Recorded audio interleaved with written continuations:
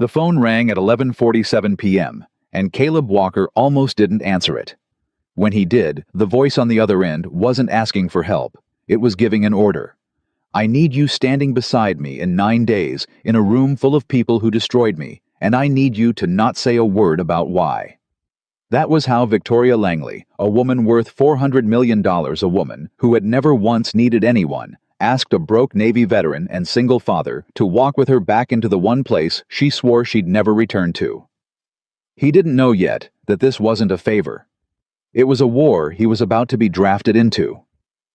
If you're watching this from Ohio, Texas, Florida, Georgia, drop your state in the comments, and let's see how far this story travels tonight. And if you believe a person's worth isn't measured by the size of their bank account, hit subscribe, because Caleb Walker is about to prove that to an entire room of people who think they already know the answer. The garage smelled like motor oil and old coffee, and that was exactly how Caleb Walker liked it. Underneath the lift flat on his back on the creeper, he had a wrench in one hand and a headlamp strapped crooked over his brow, and for the last 40 minutes the only thing on his mind had been the stubborn bolt on a 2016 Silverado's oil pan. That was the whole appeal of this job. Nobody asked him questions down here. Nobody looked at him twice. He was just a mechanic in a stained blue jumpsuit named Frank's Auto on the chest pocket. Even though his name wasn't Frank and never had been, the shirts were second-hand, and he wore what fit. His phone buzzed against the concrete floor beside him. He ignored it. Buzzed again. He let out a breath through his nose, set the wrench down, and slid out from under the truck. 6 missed calls. Same number. Unknown. But he recognized the area code corporate downtown, the kind of number that usually meant a collections agency or a wrong number. He almost didn't pick up the 7th time it rang. Walker, he said, wiping his hand on a rag before he even had the phone to his ear. Mr. Walker, this is Victoria Langley. He stood there for a second, genuinely unsure if he'd heard that right. Victoria Langley, CEO of Langley Dynamics. The woman whose face had been on the cover of a business magazine his daughter had brought home from the school library because they were doing a unit on influential women in industry. He remembered because Emma had pointed at the photo and said, "Dad, she looks like she could fire the son." "I think you have the wrong number," Caleb said slowly. "I don't." Her voice was even controlled, the kind of voice that had never once had to raise itself to be obeyed. "You did 2 tours as a Navy corpsman. You were honorably discharged 4 years ago. You've been raising your daughter alone since your wife passed. You currently work at a garage on Route 9. And before that, you turned down a private security contract in Dubai because you didn't want to leave your daughter for 8 months at a time." Caleb's jaw tightened. "You had somebody look into me." "I did." "Why?" There was a pause on the line, just long enough that Caleb almost thought the call had dropped. "I need someone to accompany me to an event," she finally said. 9 days from now. It would require your full attention for the evening. I would compensate you accordingly enough to cover your daughter's tuition for the next 2 years if that matters to you." Caleb's stomach did something complicated. Anger, mostly. The kind that came from a stranger knowing exactly where the soft spot was and pressing on it without apology. "You don't know anything about my daughter's tuition. I know she attends Brookfield Elementary on a partial scholarship that expires next year," Victoria said. "I know the private middle school you want to send her to costs $11,000 a year. I know you've been picking up double shifts on weekends to save for it, and you're still $4,000 short. Lady, I don't know who you are to me, but you need to—" "I'm not your enemy, Mr. Walker. I'm someone asking for a favor, and willing to pay generously for it. That's all this is." Caleb walked to the open garage door, looked out at the gray afternoon, the cars going by on Route 9, like nothing in the world was strange. "What kind of event?" "A wedding." "Whose—" Another pause. Shorter this time, but heavier. "Mine wasn't." Caleb frowned. "That's not an answer." "It's the only one I'm giving you today," Victoria said. "If you want to know more, meet me tomorrow. There's a coffee shop on 6th and Main, 10 a.m. If you're not interested, don't come. I won't call again." The line went dead before he could respond. Caleb stood in the garage doorway for a long moment, phone still against his ear, even though there was nothing left to hear but silence. Behind him, his co-worker Danny leaned against a tool cabinet, chewing a toothpick like he had all day to watch Caleb have a crisis. "Everything all right, man?" "I don't know," Caleb said honestly. "I think I just got recruited." That night after Emma was asleep, Caleb sat at the kitchen table with a legal pad and did what he always did when something didn't add up. He wrote it down like a debrief. Who, what, why. Risk. Under. Who he wrote. Victoria Langley. CEO Langley. Dynamics. Old family money, self-made empire on top of it. Never married, no public relationships. Known for being cold in negotiations. Ruthless per articles. Under, what he wrote wants me at a wedding. 9 days out. Paying enough to cover Emma's tuition. Under, why he just stared at the paper for a long time before writing unknown. Doesn't add up. Rich people don't need strangers. They need someone who won't talk. Under risk, he wrote nothing at all because he already knew the honest answer was everything, and he wasn't ready to put that down on paper yet. His phone buzzed, a text from his sister Marissa, the only family he still talked to regularly. "You good? You've been weird all week." He typed back, "Got offered a strange job. Might tell you about it if I take it. Strange how rich stranger wants me to be her +1 at a wedding. Paying enough for Emma's school." There was a delay before the next text came through, and when it did, it was exactly the response he expected. "Caleb, that is either the setup to a scam or the setup to a movie. There is no in between." He almost laughed. Almost. He looked toward the hallway, toward Emma's door, cracked open the way she liked it, because she still didn't love complete darkness, not since her mother died. 8 years old, and already she'd had to learn how to be brave in rooms too big and too quiet. $4,000 short. That was the number that kept surfacing, no matter how many times he tried to push it down. $4,000 stood between his daughter and a school with actual art classes, actual counselors, actual teachers who didn't have 40 kids in one room. He'd told himself 100 times that public school was fine, that it would be fine that plenty of good people came out of schools with peeling paint and underfunded libraries. He still believed that. But he also knew what it looked like when Emma came home talking about the Smart Kids program. She wasn't in this year because the school had to cut it. He wasn't doing this for himself. That was the only thing he was sure of walking into that coffee shop the next morning. She was already there when he arrived 5 minutes early on purpose, because he didn't like walking into a room where someone else had the advantage of watching him enter.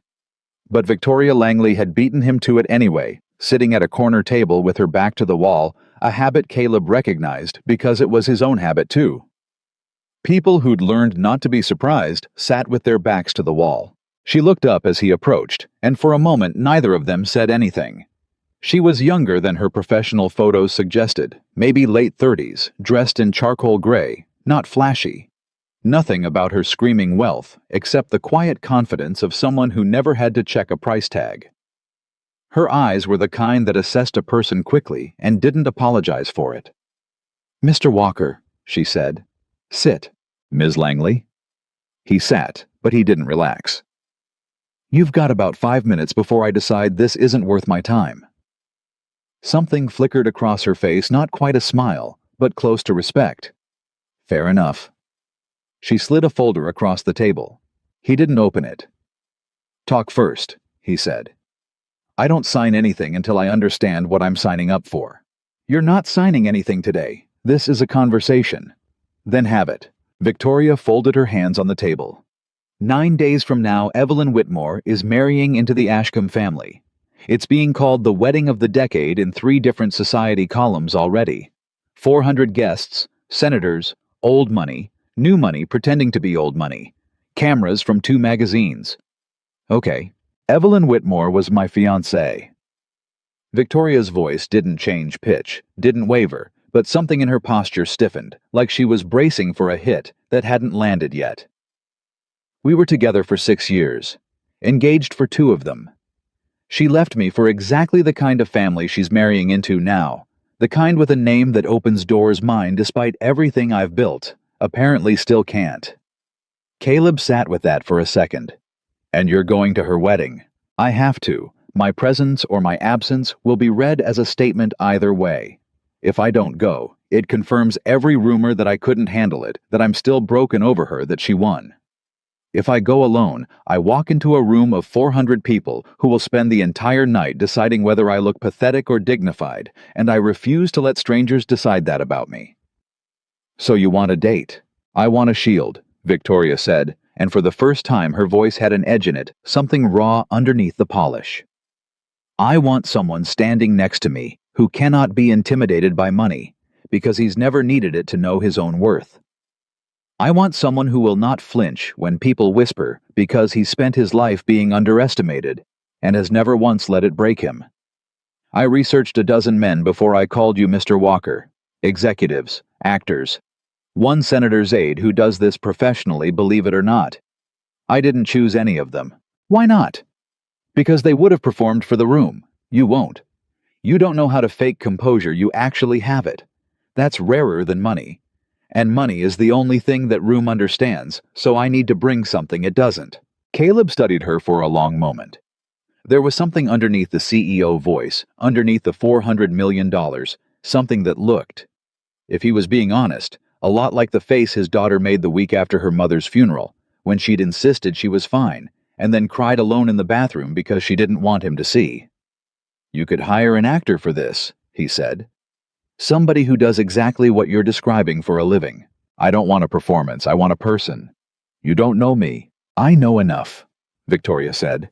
I know you carried a wounded Marine 400 yards under fire in Kandahar and never once mentioned it to anyone outside your unit. It's in your service record, not in any interview, because you never gave one. I know you buried your wife and didn't miss a single day of work the following week because you didn't want to lose the job that was keeping your daughter insured. I know men who've never had a fraction of your character and twice your money, and I am done surrounding myself with them. The garage noise of Caleb's ordinary life, the bolts, the oil changes. The $4,000 suddenly felt very far away from this conversation and very close to it at the same time. What exactly would I need to do? Stand beside me. Speak when spoken to. Don't react to provocation, because there will be provocation. Evelyn's world specializes in it. Elegant cruelty disguised as small talk. And don't ask me questions about her in front of anyone. What happens between us stays between us. That's it. That's it. One evening. You'll be paid $40,000 regardless of how the night goes. Caleb sat back. $40,000 was more than 3 times what he'd calculated he needed. It wasn't just tuition anymore. It was tuition and a car that didn't threaten to die every winter, and maybe for the first time in 4 years, a summer, where he wasn't counting every dollar before it left his hand. Why me specifically? He said again because the number had made him suspicious instead of grateful.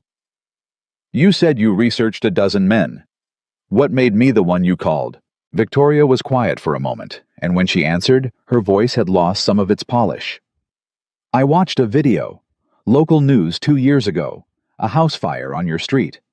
You ran in before the fire department arrived and pulled out an elderly neighbor you'd never even mentioned, knowing well.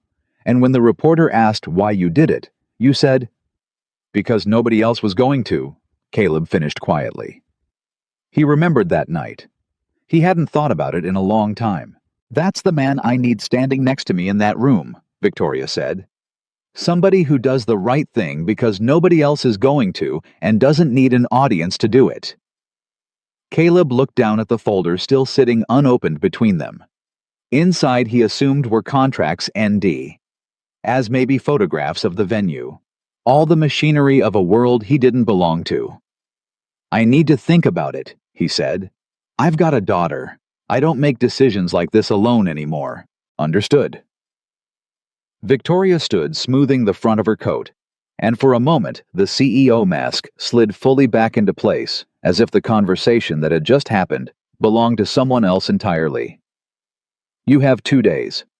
After that, I'll need to find someone else. She left cash on the table for both their coffees before he could object and walked out without looking back. Caleb sat there for a long time after she left, staring at the folder, not touching it.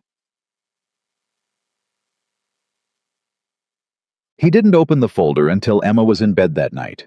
He sat at the kitchen table with a beer he didn't drink and read through 11 pages of legal language that boiled down to exactly what Victoria had told him at the coffee shop, plus one detail she hadn't mentioned out loud: a strict confidentiality clause that would remain in effect for 5 years after the event, regardless of whether he took the job. He also found photographs, not of the venue, of Evelyn Whitmore. She was beautiful in the specific engineered way that came from a lifetime of the best of everything: the best doctors, the best stylists, the best schools that taught you how to smile in photographs without ever showing teeth.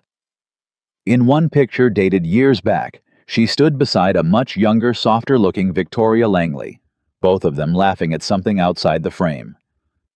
It was the only photo in the folder where Victoria looked like she wasn't performing anything for anyone. Caleb closed the folder. He thought about his late wife Rachel, and the year before she got sick when they'd gone to her cousin's wedding, and Rachel had cried during the vows, not out of sadness, but because weddings had always undone something soft in her, some belief that love was still possible to promise out loud in front of people.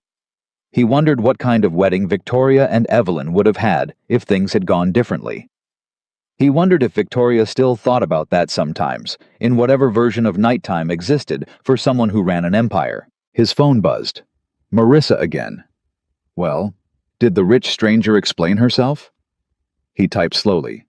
It's her ex-fiancée's wedding. She doesn't want to walk in alone. Oh my God, Caleb. That's not a job. That's a decoy mission. You're not a +1, you're camouflage. I know. And you're considering it. He looked toward Emma's door again.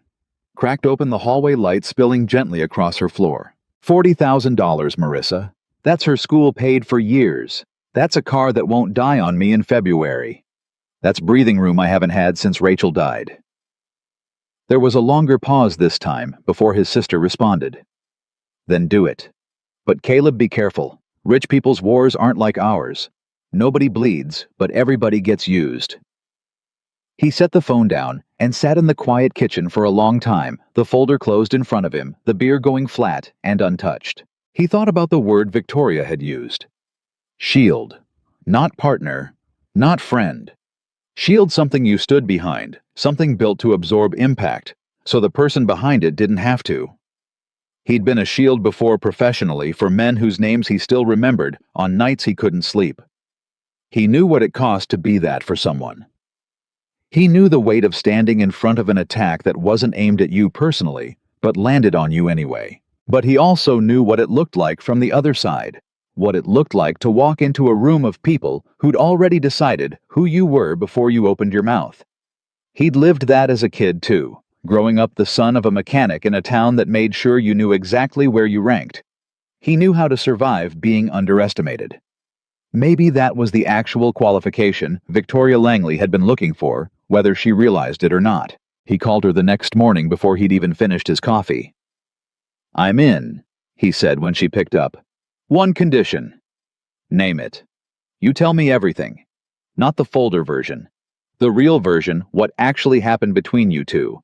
What I'm walking into, who's likely to come at me and why. I don't do blind ops anymore. Haven't since I got out. If I'm your shield, I need to know what I'm shielding you from. There was a pause, and then quieter than he expected. All right, come to my office tomorrow evening. I'll tell you everything. Her office occupied the top 2 floors of a glass building downtown, the kind of place where the elevator required a key card just to select the right button. Caleb had worn his best button-down, the one he saved for parent-teacher conferences and funerals, and even that felt wrong the moment the elevator doors opened onto floor 41. Victoria was waiting for him in a conference room with a wall of windows overlooking the city at dusk, sitting with 2 glasses of water, already poured, no assistant in sight. Sit, she said, and this time it didn't sound like a command, so much as an invitation to something she clearly didn't extend often. Caleb sat. Tell me. She was quiet for a moment, looking out at the skyline instead of at him. Evelyn and I met in college. She wasn't from money, then not real money anyway. Comfortable, but not this. She gestured vaguely at the room around them, at the version of wealth neither of them had grown up inside. We built things together. I started the company with money I borrowed against my grandmother's house. Evelyn worked 2 jobs those first 3 years, so we could afford the office space. She believed in me before anyone else did.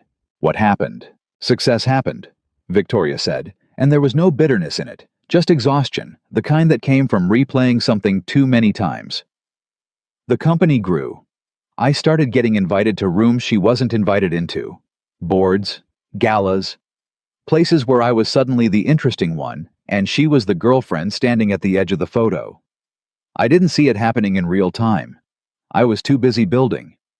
By the time I noticed how far apart we'd drifted, she'd already met Warren Ashcombe at a fundraiser I was too consumed with work to attend, and he offered her something you couldn't. He offered her a name that didn't require building anything, Victoria said. The Ashcombes have been powerful for 4 generations. Nobody in that family has ever had to prove they belonged in a room.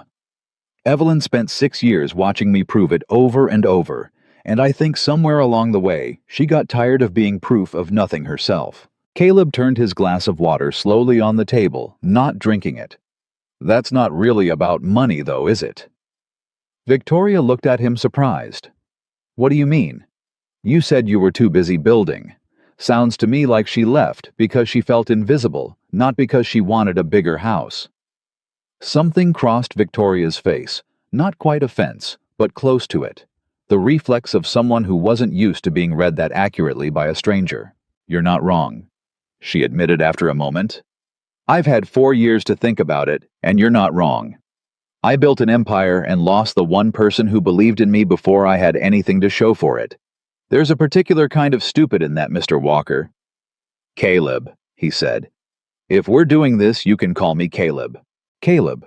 She said it carefully, like testing the shape of it. The wedding is at the Ashcombe estate. It's not just a wedding, it's a coronation in a way.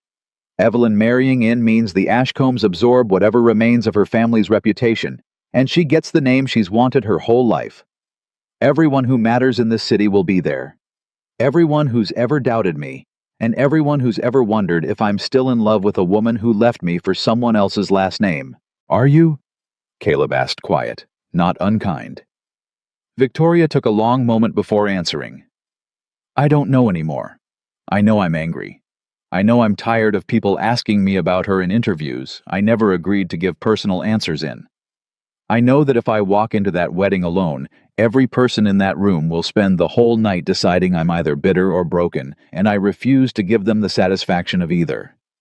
So instead you're bringing me. So instead I'm bringing someone they can't categorize, Victoria said.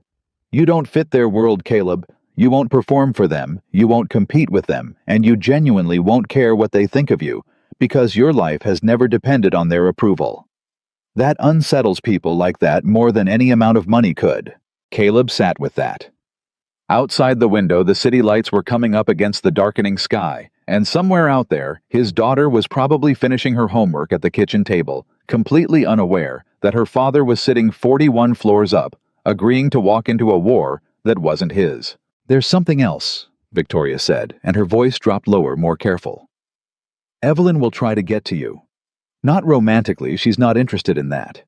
She'll try to unsettle you, make you feel out of place, because if she can make you crack, it proves I brought someone beneath me, and that reflects on my judgment, not just yours. She's very good at that. Elegant humiliation is practically a skill she was raised to master. I've survived worse than a rich woman's insults, Caleb said. I believe you, but I need you to understand what you're walking into before you agree to it fully. This isn't a fun night out, Caleb. This is a battlefield with better lighting and worse weapons words instead of bullets, but they can still do damage if you're not ready. Caleb thought about every room he'd ever walked into where people had already decided who he was before he spoke recruiters' offices, that assumed a mechanic's kid wouldn't test well. Hospital waiting rooms where nurses assumed a single father didn't know his own daughter's medical history job interviews after his discharge. Where men in suits looked at his service record like it was a liability, instead of proof he'd already survived things they couldn't imagine. I've spent my whole life in rooms like that, he said. Just without the chandeliers. Something in Victoria's expression softened, just slightly, just for a second, before the composed mask slid back into place. Then we have an agreement, she said, extending her hand across the table. Caleb shook it. Her grip was firm, controlled, but he noticed or thought he noticed the faintest tremor underneath it gone almost as soon as it appeared. One more thing, he said, not letting go right away. If this is a war, I need to know the terrain. Who's actually going to be a threat in that room? Not just Evelyn. Who else? Victoria exhaled, and for the first time all evening, she looked less like a CEO and more like a person bracing for something she couldn't control. Warren Ashcomb's mother, Constance, runs that family with more precision than most generals run armies. She'll be polite to your face and lethal in every sentence underneath it. There's also my father. Caleb raised an eyebrow. Your father's going to be there. He's an old friend of the Ashcombe patriarch. He'll be there representing the family name, and he's never approved of anything I've built without his permission first. Victoria's jaw tightened almost imperceptibly. He was the one who told me 4 years ago that Evelyn leaving was the natural correction of an unnatural arrangement.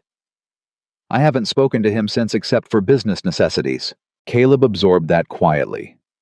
There it was, the real shape of what he was walking into.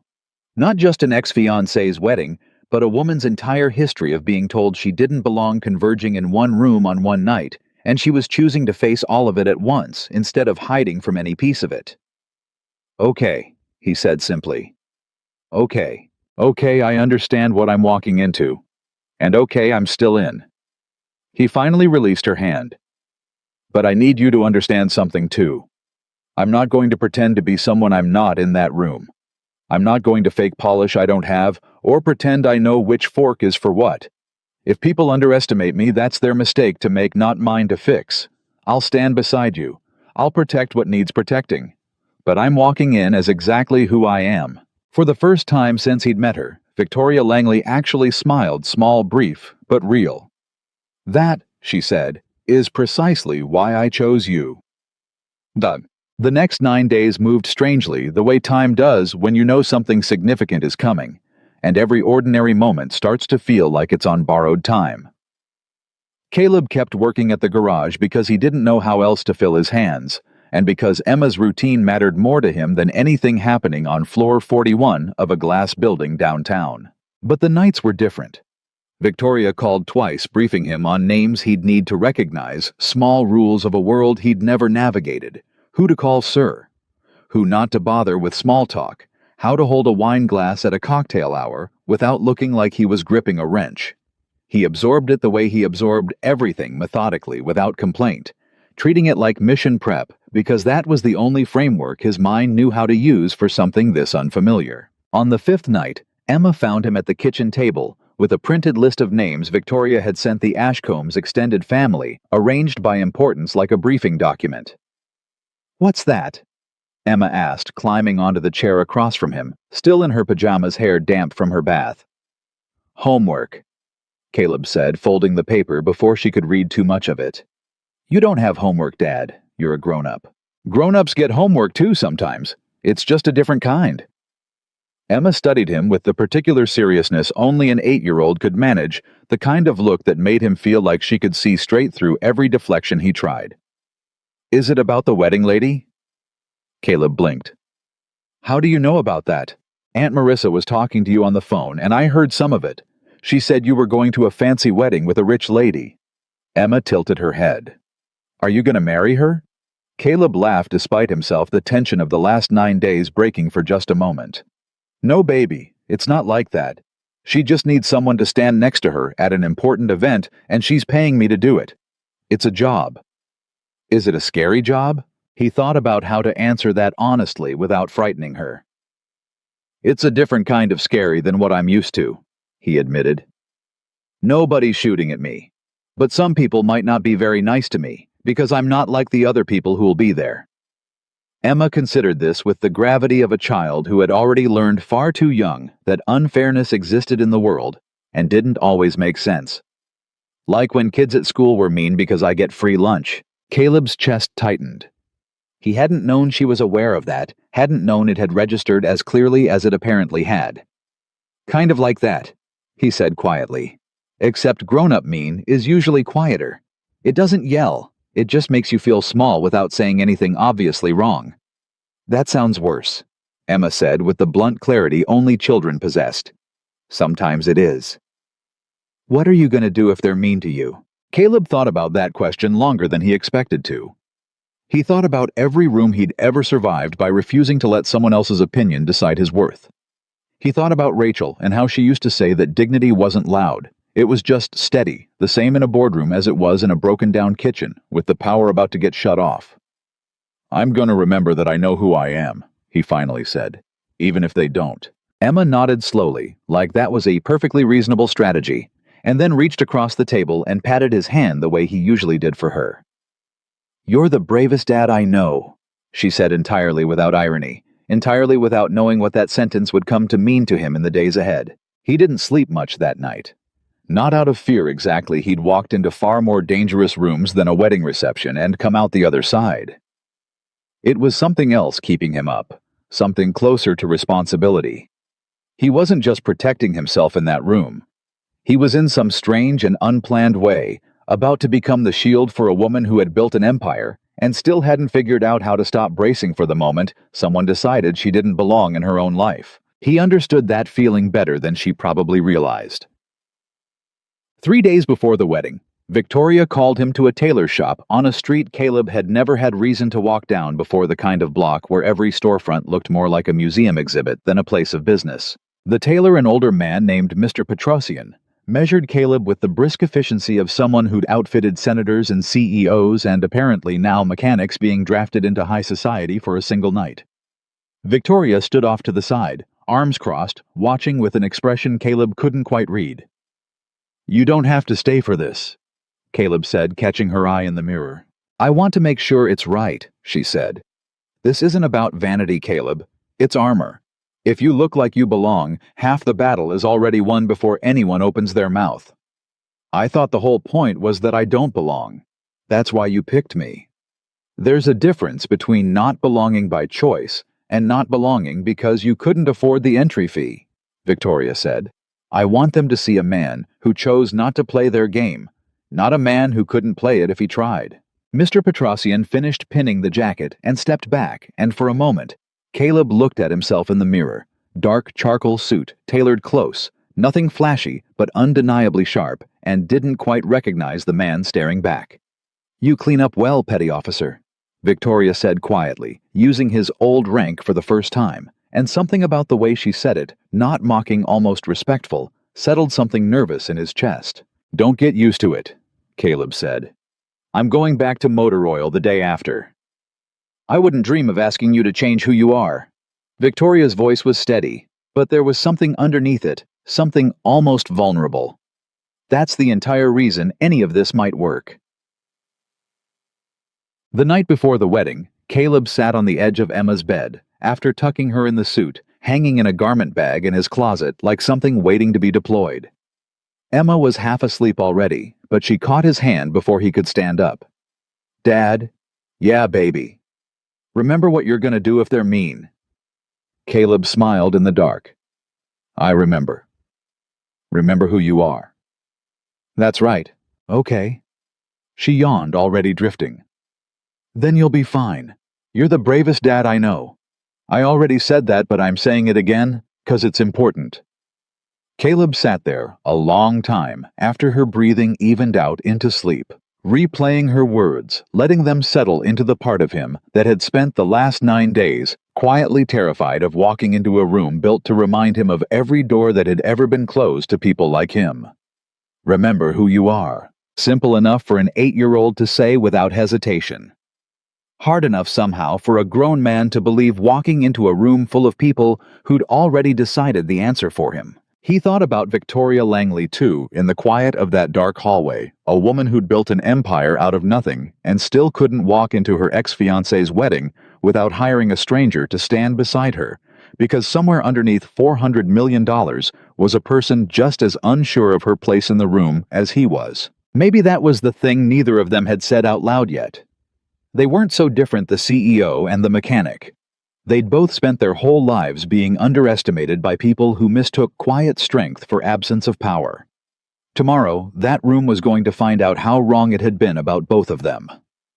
Caleb turned off the hallway light and went to check on his suit one more time before trying and mostly failing to sleep.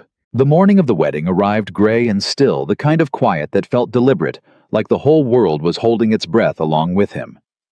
Caleb woke before his alarm, lay in the dark for a long moment listening to the house settle around him, and then got up and made coffee he barely tasted. Marissa arrived at 7 to watch Emma for the day, letting herself in with the spare key she'd had since Rachel's funeral, back when showing up without being asked had become the only way any of them knew how to survive that first year.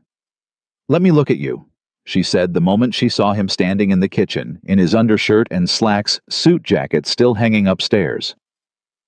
"I haven't even put the jacket on yet." "Doesn't matter. I want to see my brother's face before the nerves take over." She studied him with the same sharp assessment she'd used since they were kids, back when she'd always been able to tell if he was lying about being fine. "You look terrified." "I look focused." "You look terrified wearing a focused face." Marissa poured herself coffee. She hadn't asked permission for comfortable in his kitchen the way only family could be. "Talk to me. What's actually going on in your head right now?" Caleb leaned against the counter, arms crossed, staring at nothing in particular.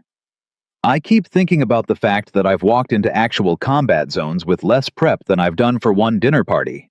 "This isn't a dinner party, Caleb. You told me yourself, 400 people, senators' cameras. That's not a dinner party, that's a controlled demolition waiting for a reason to happen." "Thanks, very comforting." "I'm not here to comfort you. I'm here to make sure you walk in with your eyes open." Marissa set her mug down and crossed her arms, mirroring him. "You really don't know her. Not really. 9 days isn't enough time to know somebody, and you're about to stand next to this woman in the worst moment of her adult life, in front of everyone who's ever made her feel small. That's not a small thing to ask a stranger to carry." "I know. Do you?"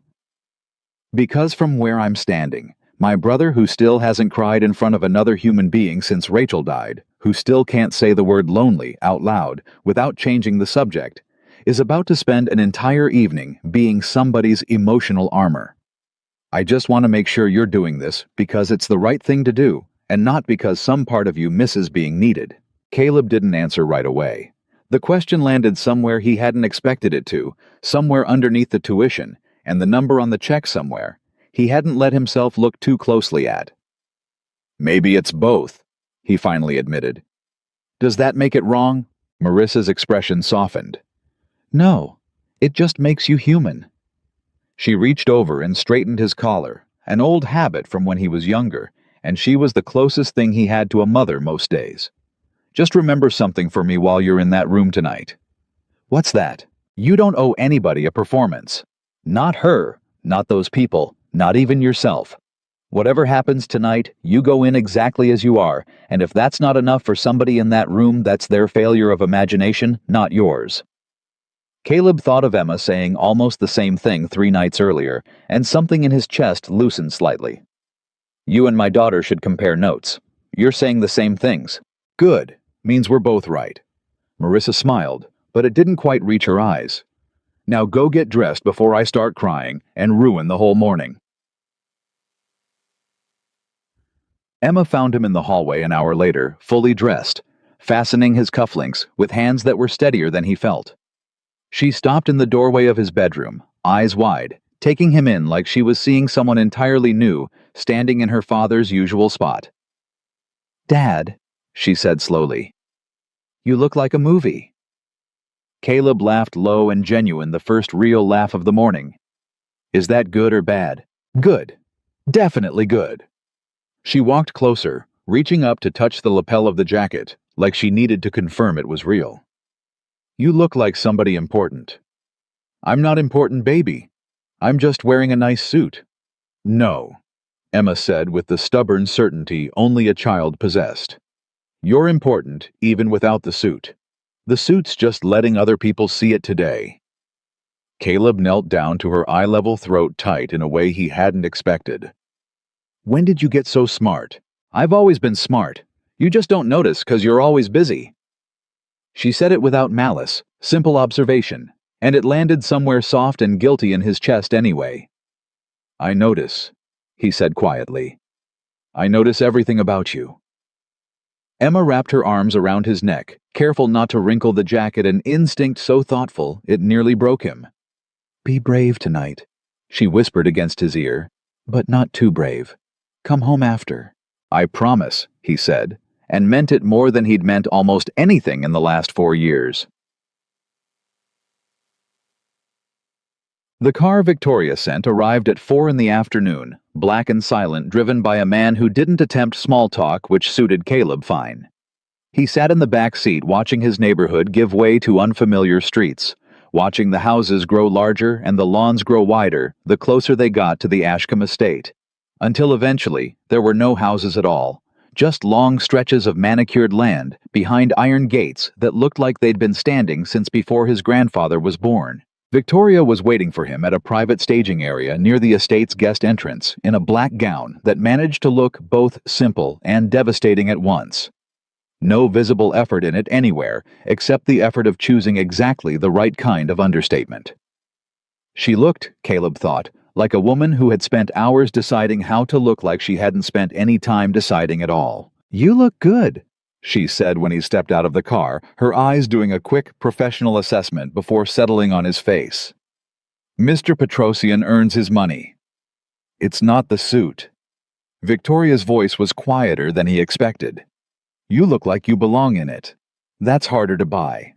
Caleb glanced past her toward the estate grounds already visible in the distance. White tents, strings of lights not yet lit against the fading afternoon, a fountain in the center courtyard that probably cost more than his house. "This is a lot," he admitted. "It's meant to be." Victoria straightened the sleeve of his jacket, an unnecessary adjustment that felt more like something to occupy her hands than an actual correction. "Everything here is designed to remind you that you're small and they're not. That's the entire architecture of a place like this. Good thing I don't scare easy. I'm counting on that." She looked at him, then really looked something searching in her expression. "Last chance to walk away, Caleb. I mean that. If any part of you wants out, now is the moment. Once we walk through those doors, there's no quiet exit." Caleb held her gaze steady. "I don't walk away from a job halfway through. Never have."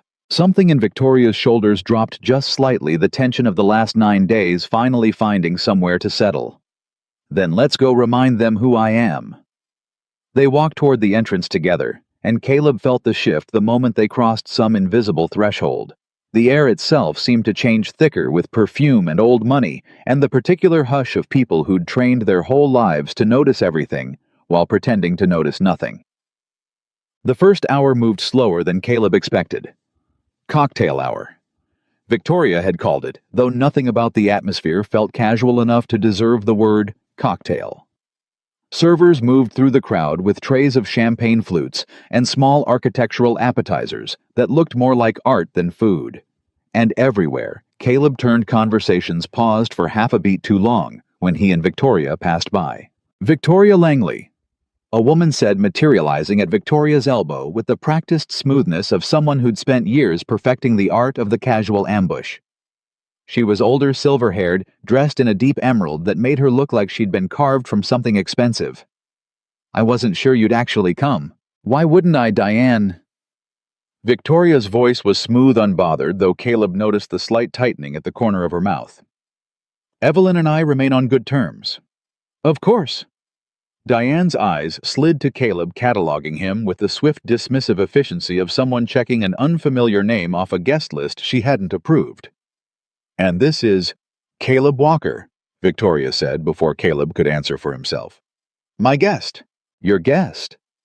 Diane repeated it like the word itself was slightly distasteful, a foreign object she was testing with her tongue. "How lovely. And what is it you do, Mr. Walker?" "I work on cars," Caleb said, simply. No elaboration, no apology in it. Diane blinked clearly, expecting a different kind of answer. Something with a title attached, a company name, an Ivy League affiliation. "How practical." She finally managed the pause before the word doing most of the insulting for her. It is. Caleb agreed unbothered, and something about his refusal to be embarrassed seemed to throw the woman off balance more than any defensive response could have. Well, Diane said, recovering with visible effort.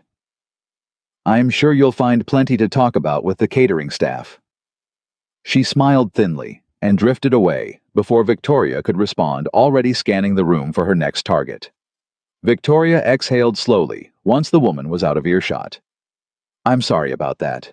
Don't be. Caleb took a glass of water from a passing tray, ignoring the champagne. I've had worse insults from people who at least had the decency to say them to my face, instead of hiding behind a compliment. That's just the opening act, Victoria warned quietly. It gets worse the closer we get to the ceremony. Once people realize I actually brought someone real, instead of hiding behind a business associate or a hired escort, the questions get sharper.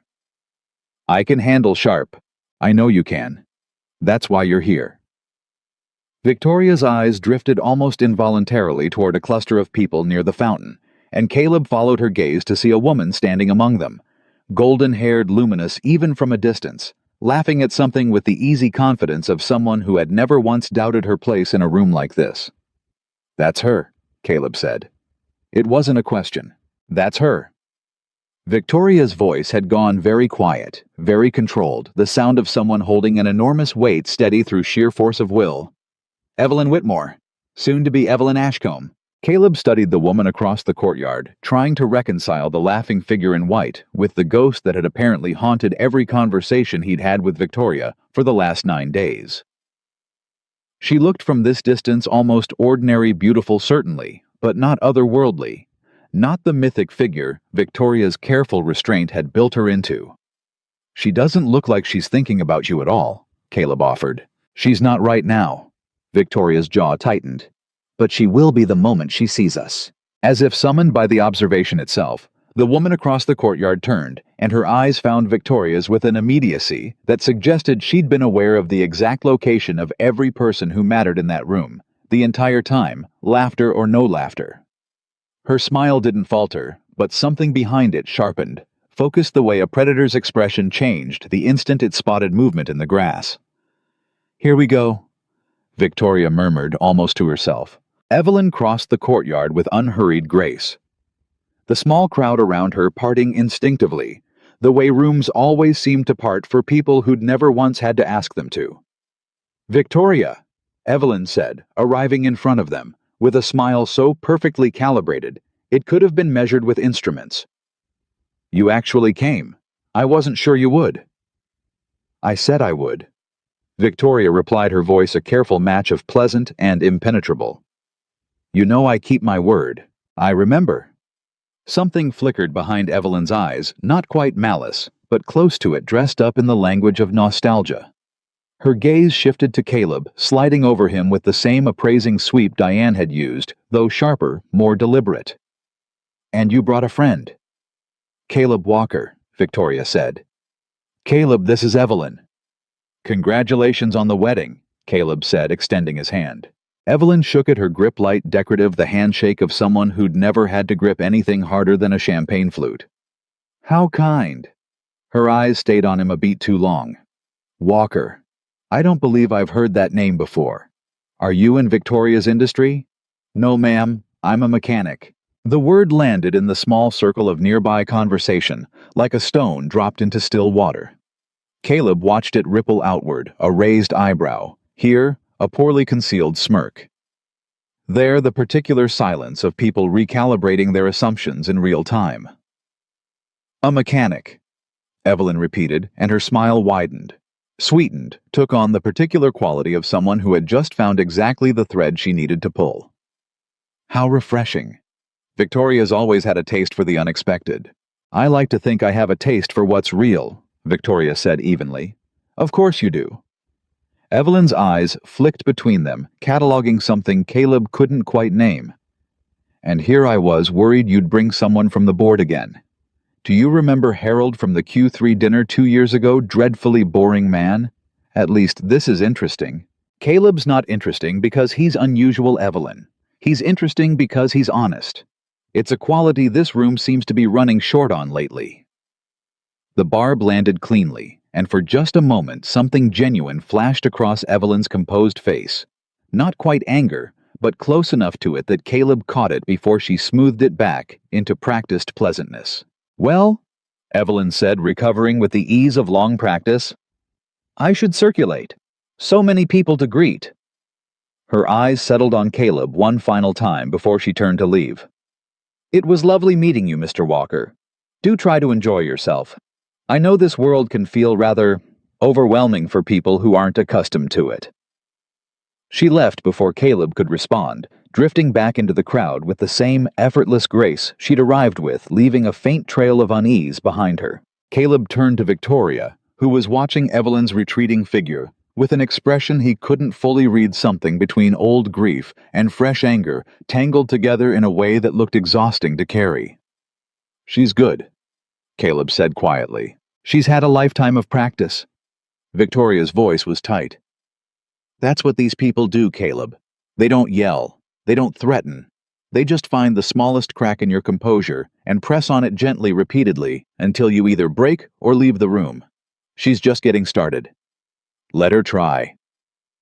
Victoria looked at him, then something like gratitude flickering across her guarded expression. "You handled that better than most people would have. I've had worse than a rich woman calling me a mechanic like it's an insult." Caleb's voice stayed even unbothered. "Some of the best men I ever served with fixed engines for a living before they fixed people's problems overseas. I've got nothing to be ashamed of." "I know," Victoria said. "I just wasn't sure the room would agree with you." "The room doesn't have to agree with me. I know who I am." He said it simply without performance, and something about the certainty in his voice seemed to settle something in Victoria, some doubt she'd been carrying since the moment they'd walked through the gates. The evening moved forward in stages. Cocktail hour bleeding into the formal seating, the ceremony itself looming an hour away, the crowd growing thicker and louder as more guests arrived. Caleb stayed close to Victoria's side, throughout watching, listening, cataloging the room. The way he'd once cataloged unfamiliar terrain, learning which faces carried real threat and which were simply curious. A man in his 60s approached them near the edge of the courtyard, silver-templed and broad-shouldered, wearing the kind of easy authority that came from decades of being obeyed without question. "Victoria." His voice carried none of the elegant cruelty Evelyn had used, but something colder underneath the politeness. "I wondered if you'd have the nerve to show up. Father." Victoria's spine straightened almost imperceptibly, her whole posture shifting into something more guarded. "I didn't realize the Ashcombs had invited you personally. Or is this just an extension of your usual habit of attending events uninvited? Warren's father and I have known each other for 30 years. I was invited long before this wedding was ever announced." His eyes moved to Caleb, assessing, dismissive in the same clinical way Diane's had been, though with a harder edge underneath it. "And who is this Caleb Walker? My guest." Victoria's father Caleb hadn't caught a name, and somehow it didn't feel necessary. Looked him over slowly, the way a man might examine a used car he had no intention of buying. "Walker, do I know your family?" "I doubt it, sir," Caleb said evenly. "I'm not from a family you'd have crossed paths with." Something flickered in the older man's expression, distaste thinly veiled beneath politeness. How refreshingly direct. He turned his attention back to Victoria. "I'll say what I came to say, and then leave you to your evening. You look thin.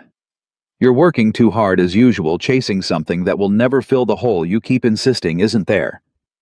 "I'm fine, Father." "You're always fine, Victoria. It's the one performance you've never learned to drop." His gaze flicked briefly dismissively back toward Caleb. "Bringing a mechanic to Evelyn's wedding. I suppose that's meant to be some kind of statement." "It's not a statement," Victoria said, voice tightening. "It's a choice. Something you've never understood I'm allowed to make. A choice that will be the talk of this room by morning, and not in the way you're hoping." He straightened his cuffs with a small dismissive motion, already turning to leave. "Try not to embarrass yourself further tonight. It reflects poorly on more than just you." He walked away without waiting for a response, disappearing into the crowd, with the same unhurried authority he'd arrived with, leaving Victoria standing rigid beside Caleb. Her jaw clenched tight enough that Caleb could see the muscle working beneath her skin. "You okay?" he asked quietly. "I've had 20 years of practice being okay after conversations like that." Victoria's voice was clipped controlled, but her hands had curled slightly at her sides. "He's never once told me he was proud of anything I've built. Not the company, not the money, not the buildings with my name on them. All he sees is a daughter who didn't marry well and didn't stay married to the one person who almost made him approve of her." Caleb watched her carefully, the way she held herself together through sheer discipline, and thought of every commanding officer he'd ever served under, who'd mastered the same trick, holding the whole unit steady by refusing to let their own cracks show, even when the pressure built high enough to break bone. "For what it's worth," Caleb said, "I don't think you need his approval to have built something real." Victoria looked at him, something raw flickering behind her controlled expression, before she pulled it back into place. "Thank you," she said quietly. "Most people in my life just tell me what I want to hear. You don't do that, do you?" "Never have. Doesn't seem worth the effort of lying." A small, genuine smile broke through her composure for the first time all evening, brief but real. "That's dangerous in a room like this." "Good thing I don't scare easy," Caleb said again, and this time Victoria actually laughed, quiet, surprised, like she'd forgotten she still had that in her somewhere. The murmurs started not long after, threading through the crowd, the way rumors always did, in rooms built for gossip, disguised as conversation. Caleb noticed it first, in the way people's eyes lingered a beat too long when they passed, in the way small clusters of guests would fall quiet, and then erupt into hushed, urgent whispers the moment he and Victoria were out of earshot. "They're talking about us," he said quietly, leaning slightly toward Victoria as they moved toward the seating area for the ceremony. "They're talking about you," Victoria corrected. "Half the room is trying to figure out who you are, and the other half has already decided you're either staff who wandered into the wrong section or some kind of charity case I've taken on to look progressive. Neither one's true, I know. But truth's never been the priority in a room like this. Perception is." Victoria's voice carried a tired edge, the accumulated weight of years spent navigating exactly this kind of scrutiny. "By the time the ceremony starts, there will be at least 3 competing theories about who you are and why you're here, and none of them will be accurate." As if to prove her point, a young man in an impeccably tailored tuxedo sidled up beside them, champagne in hand, an easy, condescending smile already fixed on his face. "You must be the mystery guest everyone's talking about," he said, addressing Caleb directly, ignoring Victoria almost entirely. "Preston Ashcombe, Warren's cousin." He extended a hand, limp and perfunctory.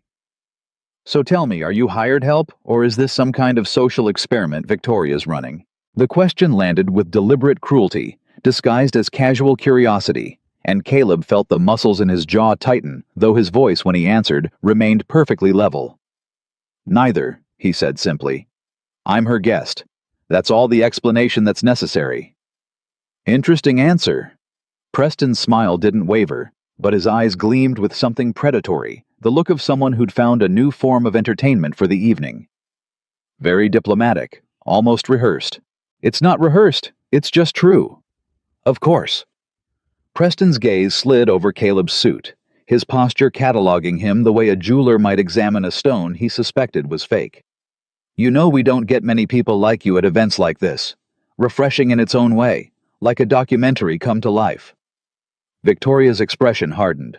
"Preston, I'm only saying," Preston continued undeterred, "that it's admirable, really. Bringing someone from such a different world into ours shows real commitment to breaking down barriers, or whatever it is people say these days." He raised his glass slightly toward Caleb in a mock toast. "Do try not to feel too out of place, Mr. Walker. I imagine all of this must be rather overwhelming for you." The circle of nearby guests who'd drifted close enough to listen went quiet, waiting the particular hush of an audience, anticipating a reaction they could later dissect over brunch. Caleb held Preston's gaze steadily unhurried, letting the silence stretch just long enough to make the younger man's smile falter slightly before he spoke. I've stood on the deck of a ship in the middle of the ocean during a storm that nearly capsized us. Caleb said, his voice calm, measured, carrying just enough weight to cut cleanly through the ambient noise of the courtyard.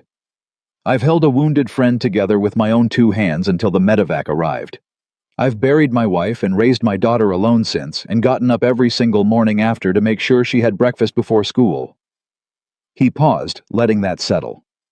Compared to all that, sir, a room full of people in expensive suits doesn't overwhelm me in the slightest. The silence that followed was absolute. Preston's practiced smile faltered, cracked slightly at the edges, clearly unprepared for an answer that refused to be embarrassed by the question. Well, Preston finally managed, recovering with visible effort.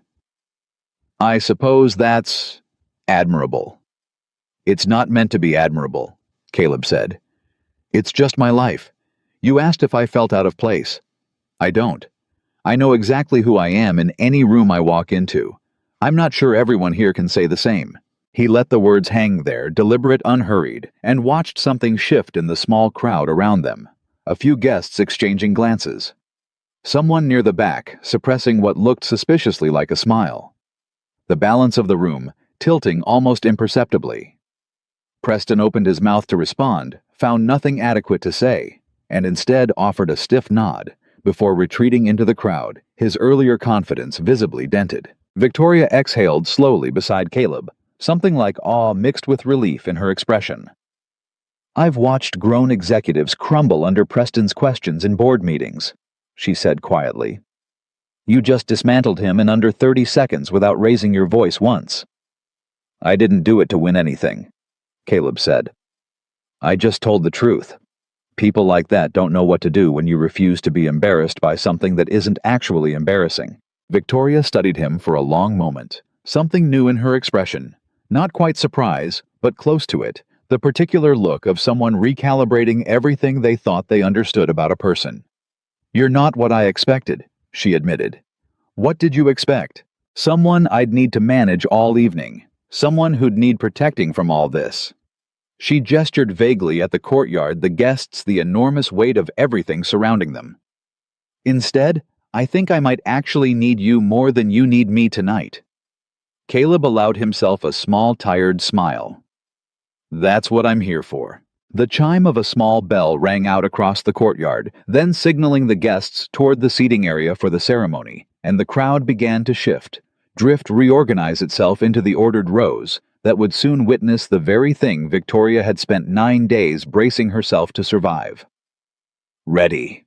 Caleb asked quietly, offering his arm. Victoria looked toward the aisle, toward the white chairs arranged beneath strings of lights, not yet fully dark enough to shine toward the life she'd once imagined, standing at the front of that aisle herself, years ago, before everything had shifted into something else entirely. No, she admitted, honest for the first time in a way that felt startlingly unguarded. But let's go anyway. She took his arm, and together they moved toward the rows of white chairs toward the ceremony that was about to test everything Caleb had promised his daughter he'd remember: who he was, what he stood for, and the simple, stubborn refusal to let a room full of strangers decide his worth for him. Somewhere ahead, past the rows of expensive suits and careful smiles, Evelyn Whitmore was preparing to walk down an aisle toward the exact kind of life Victoria had once believed they would build together. And somewhere behind that same aisle, a woman who ran an empire sat rigid beside a mechanic, in a borrowed world, gathering the last of her composure for whatever the ceremony was about to demand of both of them. The seats filled quickly once the bell finished ringing. 400 bodies settling into rows of white chairs with the particular rustle of expensive fabric and quiet, practiced whispering. Caleb held Victoria's chair for her before taking his own beside her close enough that their shoulders nearly touched, and he felt the tension radiating off her like heat off pavement in August. Breathe, he murmured low enough that only she could hear it. I am breathing. You're doing that thing where you hold it in your chest and pretend it's normal. I've seen guys do that right before they go into a room they're not sure they'll walk back out of. Caleb kept his eyes forward, voice steady. In count of 4. Out count of 4. Nobody in this row will notice. Victoria didn't answer, but a moment later he felt her shoulder ease down slightly, her breathing slowing to something closer to even. She didn't thank him for it. She didn't need to. The string quartet near the front shifted into something soft and anticipatory, and the murmur of the crowd thinned into a hush. Caleb glanced sideways at Victoria and watched her face go carefully, deliberately blank. Not empty, but locked down, every muscle disciplined into stillness, the way soldiers learned to hold formation under fire. "You don't have to watch if you don't want to," he said quietly. "Nobody's grading you on eye contact." "They are," Victoria whispered back, barely moving her lips. "Every camera in this courtyard is aimed at guests' reactions right now, not just the aisle. If I look away, it's a headline tomorrow. Langley couldn't bear to watch. If I cry, it's worse. If I smile too much, they'll say I'm performing. There's no version of this where I'm not being read." "Then don't perform for them. Just watch the part that's real and let the rest of your face do whatever it wants." Victoria exhaled slowly, and something in her posture settled, not relaxed exactly, but steadier, like she'd found a foothold in unstable ground. The doors at the far end of the aisle opened, and the crowd rose as one organism, the rustle of 400 people standing at once, filling the courtyard, like a held breath finally released. Caleb stood with them, offering his arm, without being asked, and Victoria took it. Her grip tighter than it needed to be. Evelyn appeared framed in the doorway, and even from this distance, even braced for it. Caleb heard the small, sharp intake of breath beside him. Victoria's composure cracking for exactly 1 second before she caught it and sealed it shut again. Evelyn was without question breathtaking, a gown that probably cost more than Caleb's truck hair, arranged with architectural precision. A bouquet of white flowers that trembled almost imperceptibly in her hands as she began the long walk down the aisle. She didn't look at Victoria as she passed. She didn't look at Caleb either.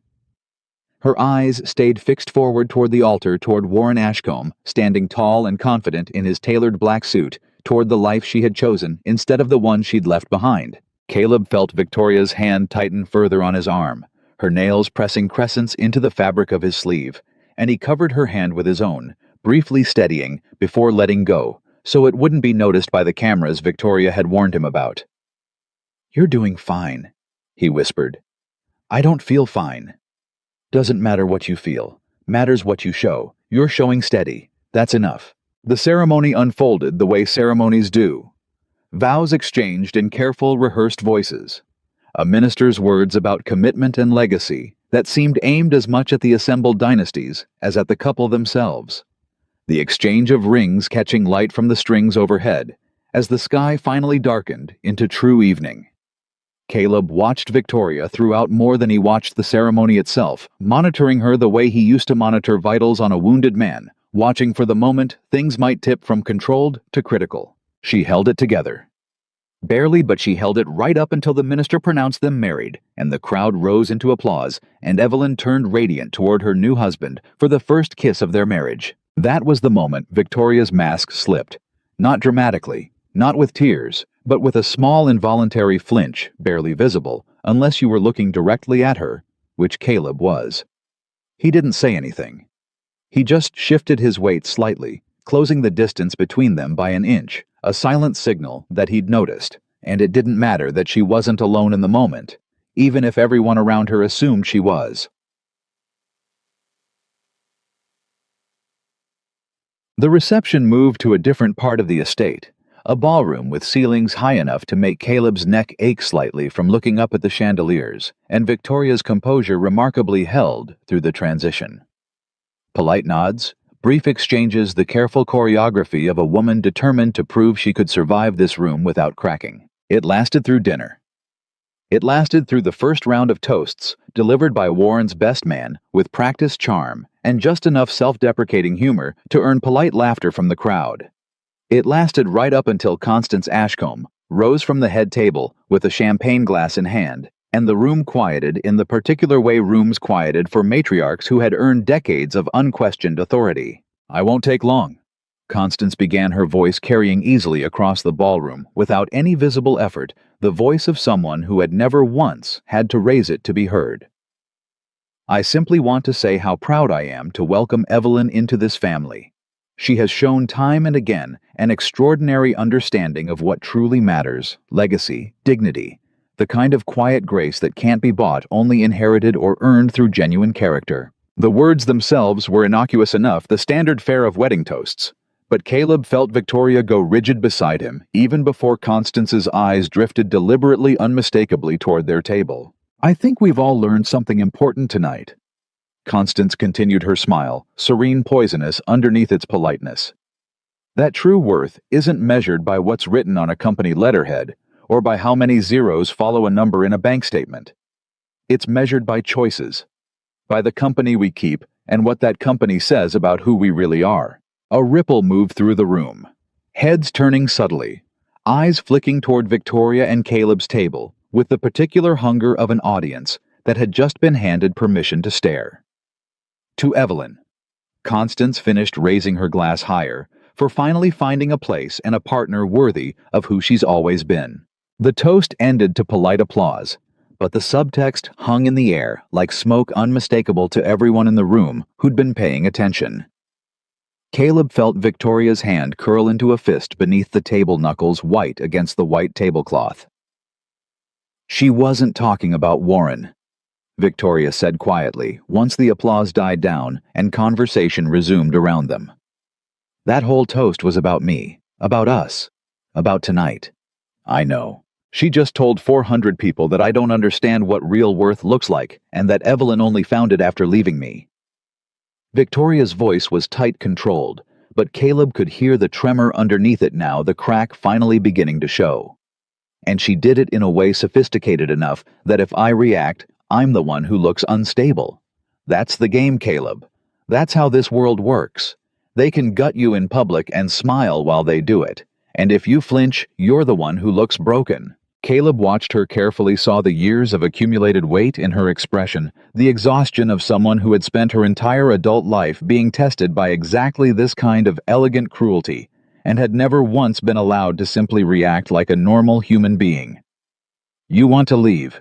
he asked quietly. "No." Victoria's jaw set, something hardening back into place behind her eyes. "If I leave now, she wins completely. I came here to prove I could stand in this room and not be destroyed by it. I'm not giving that up over one toast, no matter how sharp it was." "Then we stay," Caleb said simply. "And we don't give them anything else to work with." But the room, having tasted blood once, wasn't finished. Caleb felt it building throughout the next hour, like pressure ahead of a storm. The whispers grew bolder.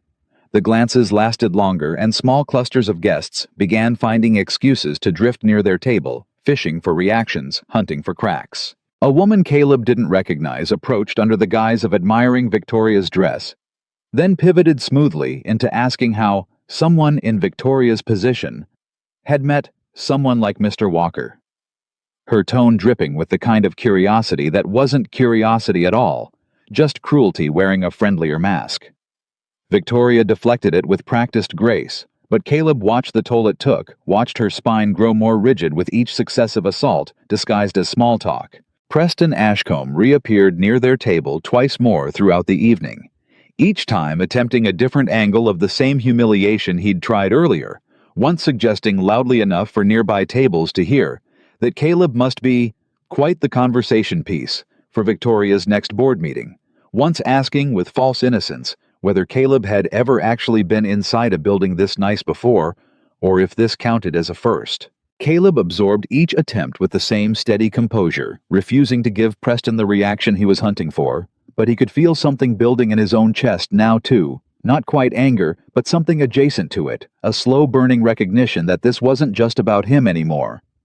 Every jab aimed his way was really aimed at Victoria, at her judgment, at her right to bring whoever she chose into a room that had spent years deciding she didn't fully belong there either. The breaking point arrived just after 10, when the dancing had started, and the champagne had loosened tongues enough that politeness began fraying at the edges. Caleb had stepped away from the table briefly to get Victoria a glass of water. She'd been nursing the same untouched champagne flute all evening, and he could see the exhaustion starting to show around her eyes, and by the time he returned, a small crowd had gathered near their table, drawn by something he hadn't witnessed the start of. A man Caleb didn't recognize, mid-40s, flushed with the particular confidence that came from one drink too many, stood a little too close to where Victoria sat. His voice pitched just loud enough to carry. "I just think it's fascinating," the man was saying, addressing the small cluster of onlookers, more than Victoria directly, "that a woman who's built one of the most respected companies in the state would bring a mechanic to an event like this. What's the strategy there exactly? Some kind of authenticity branding, trying to seem relatable to the working class before your next shareholder meeting." Victoria's expression had gone carefully neutral, the mask fully back in place, but Caleb could see the tightness at the corners of her eyes, the particular strain of someone absorbing hit after hit and running low on whatever reserve she'd started the evening with. "Mr. Harrington," Victoria said evenly, "I don't owe you or anyone here an explanation for who I choose to bring as my guest." "Of course not," Harrington said, smiling in a way that suggested the opposite of agreement playing to the small crowd that had gathered to watch. "I'm simply curious. It's not every day you see someone so far outside their element at an event like this. Must be uncomfortable for him, don't you think? Standing around all night, nothing to contribute to the conversation, watching everyone else discuss things he's got no context for." Caleb set the water glass down on the table, with deliberate calm, and stepped forward close enough that Harrington's smile faltered slightly at his sudden proximity. "I've contributed plenty tonight," Caleb said, voice even unhurried. "I just haven't needed to raise my voice to do it, unlike some people." A ripple of quiet laughter moved through the small crowd, quickly suppressed, and Harrington's face reddened further this time, with something closer to real anger, instead of alcohol-fueled bravado. "I don't think I was talking to you," Harrington said, a harder edge entering his voice now. "You were talking about me," Caleb replied. "Loud enough for a dozen people to hear. Seems fair I'd have something to say back." "Careful," Harrington said, taking a half step closer, close enough now that a few guests nearby had gone quiet, sensing something shifting in the air. "This isn't your world, friend. Men like you don't get to talk back to men like me in a room like this." The words hung there, ugly and unmistakable, stripped finally of the elegant camouflage the rest of the evening had used. A few guests nearby actually gasped, quiet but audible, the particular sound of an audience realizing the performance had crossed some invisible line. Even they hadn't expected to see crossed tonight. Caleb didn't move, didn't raise his voice, didn't clench his fists or step backward, or give Harrington any of the reaction the man was clearly hunting for. "Men like me," Caleb repeated, quiet, measured, letting the words settle into the small silence that had opened up around them. "You mean men who spent 12 years defending the country that lets you stand in a ballroom and insult people who can't afford to fight back the way you think they should?" Harrington opened his mouth to respond, but Caleb wasn't finished.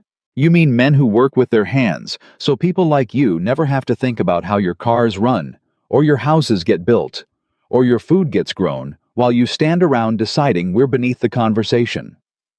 Caleb's voice never rose, never cracked, but something in it had gone very still, very precise. The tone of a man who had made peace with exactly who he was a long time ago, and had no intention of letting anyone in that ballroom take it from him now. "You mean men who buried their wives and raised their daughters alone, and still show up to work every single day, because unlike you, we don't have the luxury of falling apart in public." The ballroom around them had gone almost entirely silent, now the small crowd having grown into something much larger, word spreading through the room the way it always did at events like this, drawing eyes from every direction. "I don't know what world you think I don't belong in, Mr. Harrington," Caleb continued, "but I've spent my whole life in rooms that decided I didn't belong before I even opened my mouth, and I've survived every single one of them. This room isn't any different. The only thing that's changed tonight is that I'm finally not the only person who's noticed how ugly people get when they think nobody's going to push back." Harrington's face had gone through several colors in the span of Caleb's response, landing finally on a deep, humiliated red. The confidence that had carried him into this confrontation completely evaporated under the weight of a silence he hadn't anticipated. "I didn't mean," Harrington started, but his voice had lost all its earlier bravado, shrinking under the attention of a room that had suddenly collectively turned to watch him instead of Caleb. "I think you meant exactly what you said," Caleb replied, still calm, still steady. I just don't think you expected anyone to say it back to your face instead of laughing along. Nobody in the gathered crowd laughed now. A few guests exchanged uncomfortable glances. Somewhere near the back, Caleb caught sight of Constance Ashcombe watching with an expression he couldn't quite read, something between surprise and grudging reassessment. Harrington, visibly rattled, muttered something unintelligible and retreated into the crowd, disappearing toward the bar with the hurried gait of a man desperate to escape the attention he'd invited on himself. The silence that followed stretched for one long, suspended moment before conversation slowly resumed around the edges of the room, guests turning back to their own tables, their own drinks, their own small dramas. Though Caleb could feel the shift in the air, even as the ballroom noise returned, something had changed. Some balance had tipped, and he wasn't entirely sure yet in which direction. He turned to find Victoria staring at him, her expression unlike anything he'd seen from her all evening. Not the controlled CEO mask, not the guarded politeness she'd worn through every previous confrontation, but something raw and unguarded, and almost stunned. "Caleb," she said quietly, and it was the first time all night her voice had cracked even slightly. "I'm sorry," he said, lowering himself back into the seat beside her.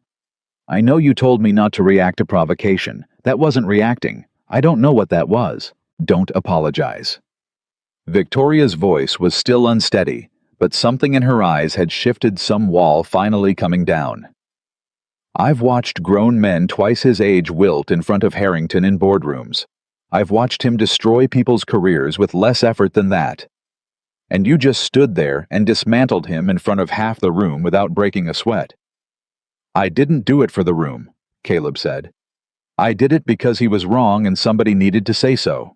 I know." Victoria's hand found his on the table, resting there for just a moment longer than politeness required. "That's exactly why it mattered." The rest of the reception moved differently after that. Caleb noticed it almost immediately. The whispers hadn't stopped, but their character had changed. Curiosity now edged with something closer to respect, or at least caution. A few guests who'd been openly dismissive earlier in the evening now offered careful, measured nods when their eyes met his small acknowledgments of a shift they weren't quite ready to voice out loud. Evelyn found them near midnight, drifting away from the dance floor, with Warren still occupied by a cluster of his groomsmen, her expression harder to read than it had been at any point earlier in the evening. "I heard about the scene with Harrington," she said, approaching their table with careful, measured steps. "Wasn't much of a scene," Caleb said evenly. "Just somebody saying something they shouldn't have, and somebody else saying so. That's not how the room's telling it." Evelyn's eyes moved between Victoria and Caleb, something calculating behind her composed expression. "The story spreading right now is that a Navy veteran just publicly humiliated one of the most powerful men in this room without raising his voice once. That's not nothing, Mr. Walker. People here don't forget things like that." "I wasn't trying to make a name for myself," Caleb said. "I was trying to defend someone who didn't deserve to be attacked all evening for bringing a person she trusts." Something flickered across Evelyn's face at that not quite guilt, but close to it gone as quickly as it appeared. She turned to Victoria, and for the first time all night her voice lost some of its careful, weaponized sweetness. "Can I speak with you alone?" she asked. "Just for a moment." Victoria hesitated, glancing at Caleb, who gave a small nod. "I'll be fine," he said quietly. "Go." The two women walked a short distance away toward the edge of the dance floor, close enough that Caleb could still see them, but far enough that their conversation was lost beneath the music. He watched Victoria's posture throughout rigid at first, then slowly incrementally softening as whatever Evelyn was saying continued. He couldn't hear the words, but he didn't need to. He'd spent enough years reading body language on deployment in hospital hallways, in rooms where the truth mattered more than what people said out loud, to recognize the shape of an old wound being acknowledged, even if it wasn't being fully healed. When Victoria returned a few minutes later, her eyes were slightly glassy, though her composure held. "What did she say?" Caleb asked quietly. "She said she was watching tonight, and that she saw what I brought into that room wasn't a strategy or a statement." She said she saw someone who actually respects me, standing beside someone who spent her whole life surrounded by people who only respected what she could give them. Victoria's voice wavered slightly. She said Constance's toast was cruel, and she was sorry she didn't say something in the moment, but she didn't want to make her own wedding about old wounds. That's something, I guess. It's not enough to undo 6 years, Victoria said, quieter now. But it's more honesty than I've gotten from her in the last 4. Caleb studied her carefully, watching the exhaustion finally catch up with her. Now that the immediate threat had passed, the adrenaline of the evening's confrontations draining out and leaving something more tired and human in its place. You did it, he said gently. You walked in, you survived the room, and you didn't let any of them break you. Not Diane, not your father, not Preston, not Harrington, not even Constance's toast. You're still standing. We survived it, Victoria corrected, looking at him with something new in her expression, something that hadn't been there at the start of the evening. I couldn't have done tonight without you, Caleb. I mean that. Before Caleb could respond, a familiar voice cut through the ambient noise of the reception, sharp enough to draw attention from the surrounding tables. Well, isn't this cozy? Preston Ashcombe had returned, drink in hand, his earlier humiliation apparently forgotten, or perhaps simply fueled into something bolder by whatever he'd been drinking since. The mechanic and the CEO having a moment. Should we be expecting an announcement, or is this just for tonight's performance? The nearby tables quieted again, drawn once more toward the potential for drama, and Caleb felt Victoria stiffen beside him, bracing for another round of the evening's cruelty. But something had shifted in Caleb over the last hour. Some final patience worn thin by an evening of watching a good woman get quietly torn apart by people who'd never once had to earn anything they were born into. He stood unhurried and turned to face Preston directly, the room's attention swinging toward them once more. Preston, Caleb said, voice calm, but carrying clearly across the now quiet section of the ballroom. I've let you take your shots at me all night because it costs me nothing to let a man like you feel powerful for a few minutes. But I think it's time somebody in this room said out loud what everyone's been too polite to mention. Preston's smile faltered slightly. And what's that?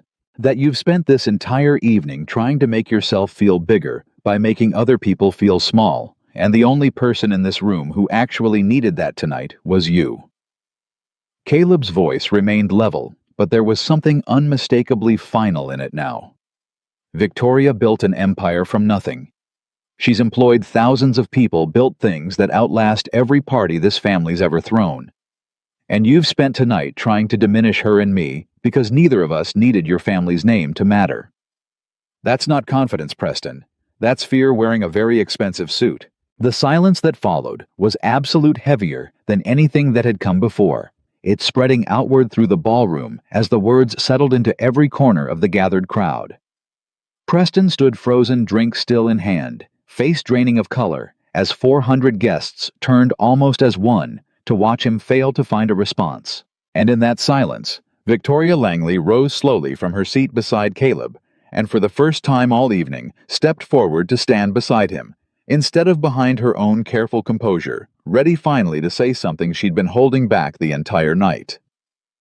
Victoria's hand found Caleb's arm, not for support this time, but as though grounding herself before she spoke, the way a diver might steady themselves before stepping off a ledge they'd been circling all night.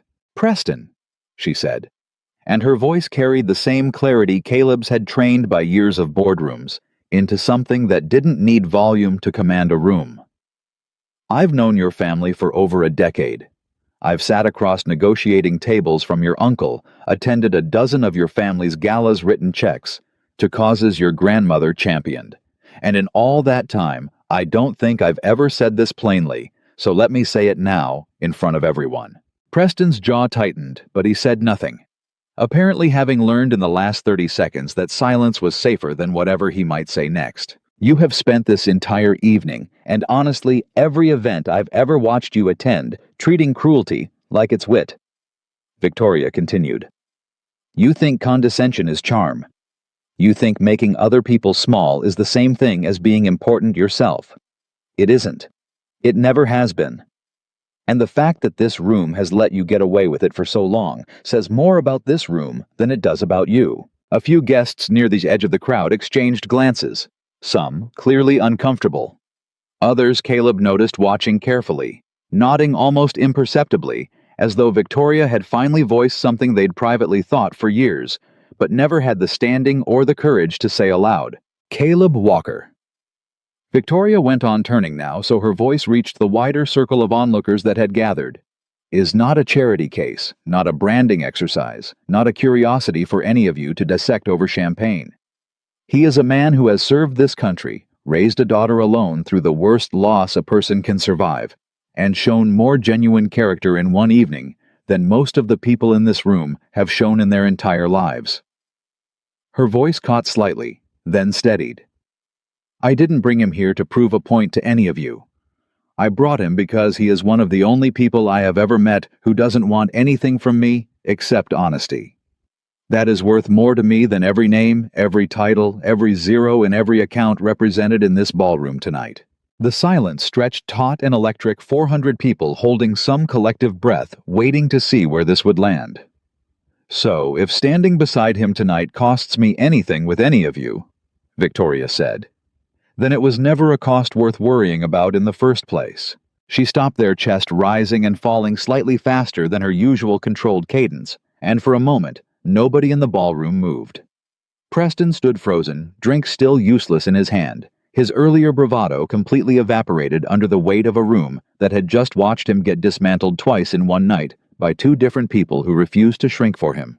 Then from somewhere near the back of the gathered crowd, a single pair of hands began to clap, slow, deliberate, unmistakable, in the quiet. Caleb turned to see an older man he didn't recognize. Silver-haired, dressed with the same understated wealth as everyone else in the room, nodding slowly as he applauded. A few more guests joined, hesitant. At first, then more confidently, the applause spreading in uneven waves through pockets of the ballroom until it wasn't universal, but it was undeniable. A meaningful portion of the room had just chosen a side, and it wasn't Preston's. Preston, face burning red, muttered something inaudible and retreated toward the bar without another word, disappearing into the crowd the way Harrington had earlier, leaving behind a silence that felt for the first time all evening like it belonged to Victoria instead of against her. Victoria sank back into her seat once the applause faded, and conversation slowly resumed around the ballroom, her hands trembling slightly now that the adrenaline of the moment had nowhere left to go. Caleb sat beside her, close quiet, giving her space to come back to herself. I don't know where that came from, she admitted after a long moment, voice barely above a whisper. I think it came from somewhere you've been keeping locked up for a long time, Caleb said gently. Maybe. Victoria stared at her hand, still faintly unsteady in her lap. I've spent years being diplomatic in rooms like this, careful, strategic, never giving anyone ammunition, never showing a crack they could use against me later. Tonight I just stopped caring about the strategy. How's that feel? She considered the question seriously, like it deserved an honest answer instead of a polished one. Terrifying, she finally said, and also the first time I've felt like myself in this world in longer than I can remember. Caleb allowed himself a small smile. Good terrifying, or bad terrifying? I'm still figuring that out. Victoria looked at him, then something unguarded in her expression that hadn't been there at any point earlier in the evening. Thank you, Caleb. Not just for tonight, for not treating me like something fragile that needed managing. Everyone in my life manages me. My board, my father, even Evelyn in her own way back when we were together. You just stood beside me. Let me be angry. Let me be honest. Nobody does that anymore. You don't strike me as somebody who needs managing, Caleb said. You strike me as somebody who's been surrounded by people who confused control for care for so long that you forgot the difference. Something in Victoria's expression cracked slightly at that, not quite tears, but closed the particular vulnerability of being seen more clearly than she was used to being seen. That's a very perceptive thing to say for a mechanic, she said, voice thick with something between humor and emotion. I fix things for a living, Caleb said. Turns out people aren't so different from engines. Sometimes the problem isn't what everybody assumes it is on the surface. The reception wound down slowly. After that, the energy of the ballroom shifting from the sharp tension of earlier into something looser, more forgiving. As guests grew tired and champagne gave way to coffee, and the band eased into slower songs, meant to signal the evening's natural end. Caleb noticed the difference immediately in how people approached their table. Now fewer barbed questions, more genuine curiosity, a handful of guests even stopping by to offer quiet words of respect for how he'd handled both Harrington and Preston. One woman, elegant and reserved, paused at their table long enough to say, "I've watched Preston humiliate people at these events for 15 years. Nobody's ever stood up to him like that. Thank you." She moved on before Caleb could respond, leaving behind a small, unexpected warmth in his chest. Even Constance Ashcombe approached eventually, though her demeanor carried none of the warmth the other guests had shown. She stopped in front of their table with the same regal poise she'd carried through her toast, studying Caleb with an expression that gave away nothing. "Mr. Walker," she said, her voice cool measured. "That was quite the display tonight." "Wasn't trying to put on a display, ma'am. Just trying to make sure people said what they meant to my face instead of behind it." Constance's lips pressed into something that wasn't quite a smile. "You handled Preston and that Harrington man with more composure than most seasoned executives manage and far less pressure. I'll grant you that." Her eyes moved briefly to Victoria before returning to Caleb. "Whatever you are to Victoria, you're clearly not what this room expected. That's not nothing." "I appreciate that. I'm not offering a compliment, Mr. Walker. I'm making an observation." Constance's tone remained carefully neutral. "This world doesn't forgive easily, and it doesn't forget quickly either.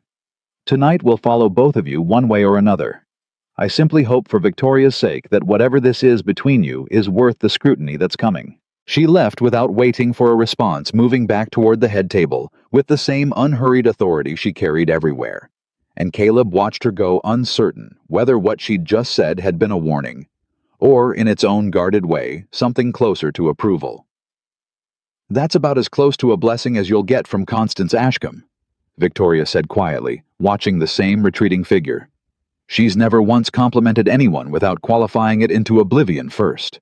Didn't feel much like a blessing. With her it never does. But trust me, if she'd disapproved, she wouldn't have bothered coming over at all."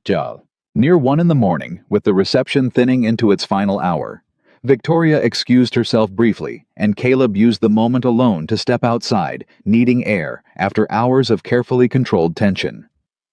He found a quiet terrace at the edge of the estate grounds, away from the noise of the ballroom, the night air cool and welcome after the thick perfume and champagne-soaked warmth inside. He pulled out his phone and saw a text from Emma sent hours earlier, probably typed with Marissa's help before bed. "Hope you're being brave, Dad. Love you. Come home safe." He typed back quietly, standing alone under the dark sky. "Almost done, baby. Being brave. Love you more." He was still holding the phone when he heard footsteps behind him and turned to find Victoria stepping out onto the terrace, having changed out of her heels at some point, holding them loosely in one hand, her bare feet silent against the stone. "Hiding?" she asked, a small, tired smile on her face. "Recharging," Caleb said. "There's a difference. Mind if I join you? I could use some recharging myself." "It's your terrace, technically. Well, the Ashcombes, but you know what I mean." Victoria laughed, quiet and genuine, and came to stand beside him at the railing, looking out over the dark expanse of manicured lawn, stretching toward the distant tree line. "Long night," she said. "Longest one I've had since I got out of the service, and that's including the year my wife died." Victoria glanced at him, something careful in her expression. "I'm sorry. I know I've kept you here longer than I originally promised. Don't apologize. I said I'd see it through, and I meant it." Caleb looked out at the darkness, hands resting on the stone railing. "Besides, tonight wasn't what I expected either." "What did you expect?" "Honestly, I thought I'd spend the whole night standing quietly beside you while rich people ignored me, and I'd collect a check at the end and go home to my daughter with a good story to tell my sister." He shook his head slightly. "Didn't expect to end up in 2 separate confrontations, or to watch you tell off Preston Ashcombe in front of half the state's elite." "Neither did I," Victoria admitted. "I've spent years training myself not to react to things like that. Tonight, something just broke loose. I think it's been building for longer than I realized. How long? Victoria considered the question seriously, staring out at the dark lawn. Since Evelyn left, probably. Maybe longer than that, if I'm honest. I've spent so many years proving I belonged in rooms like this one that I forgot to ask myself whether I actually wanted to belong in them at all. Caleb turned slightly to look at her, the moonlight catching the exhaustion, and something softer underneath it on her face. And do you want to belong? I used to think I did. Victoria's voice was quiet, thoughtful.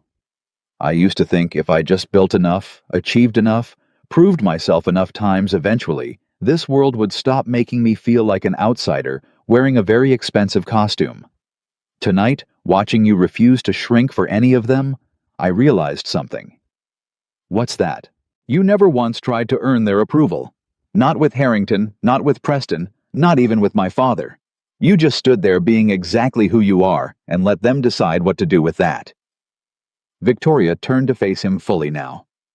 I've spent 20 years trying to earn approval from people who were never going to give it to me honestly no matter what I achieved. You didn't need it at all. That's the difference between us, and honestly it's the thing I think I needed to see tonight more than anything else. Caleb held her gaze, something quiet and significant passing between them in the dark. You don't need their approval either, Victoria. You never did. You just needed somebody to remind you of that. Victoria's eyes glistened slightly in the moonlight, and for a moment Caleb thought she might actually cry, the exhaustion and release of the evening finally catching up to her all at once. But she held it together, the way she'd held everything together all night, and instead reached out and took his hand, holding it simply without any performance behind it. Thank you, she said again, quieter this time, more personal than the gratitude she'd offered earlier in the ballroom.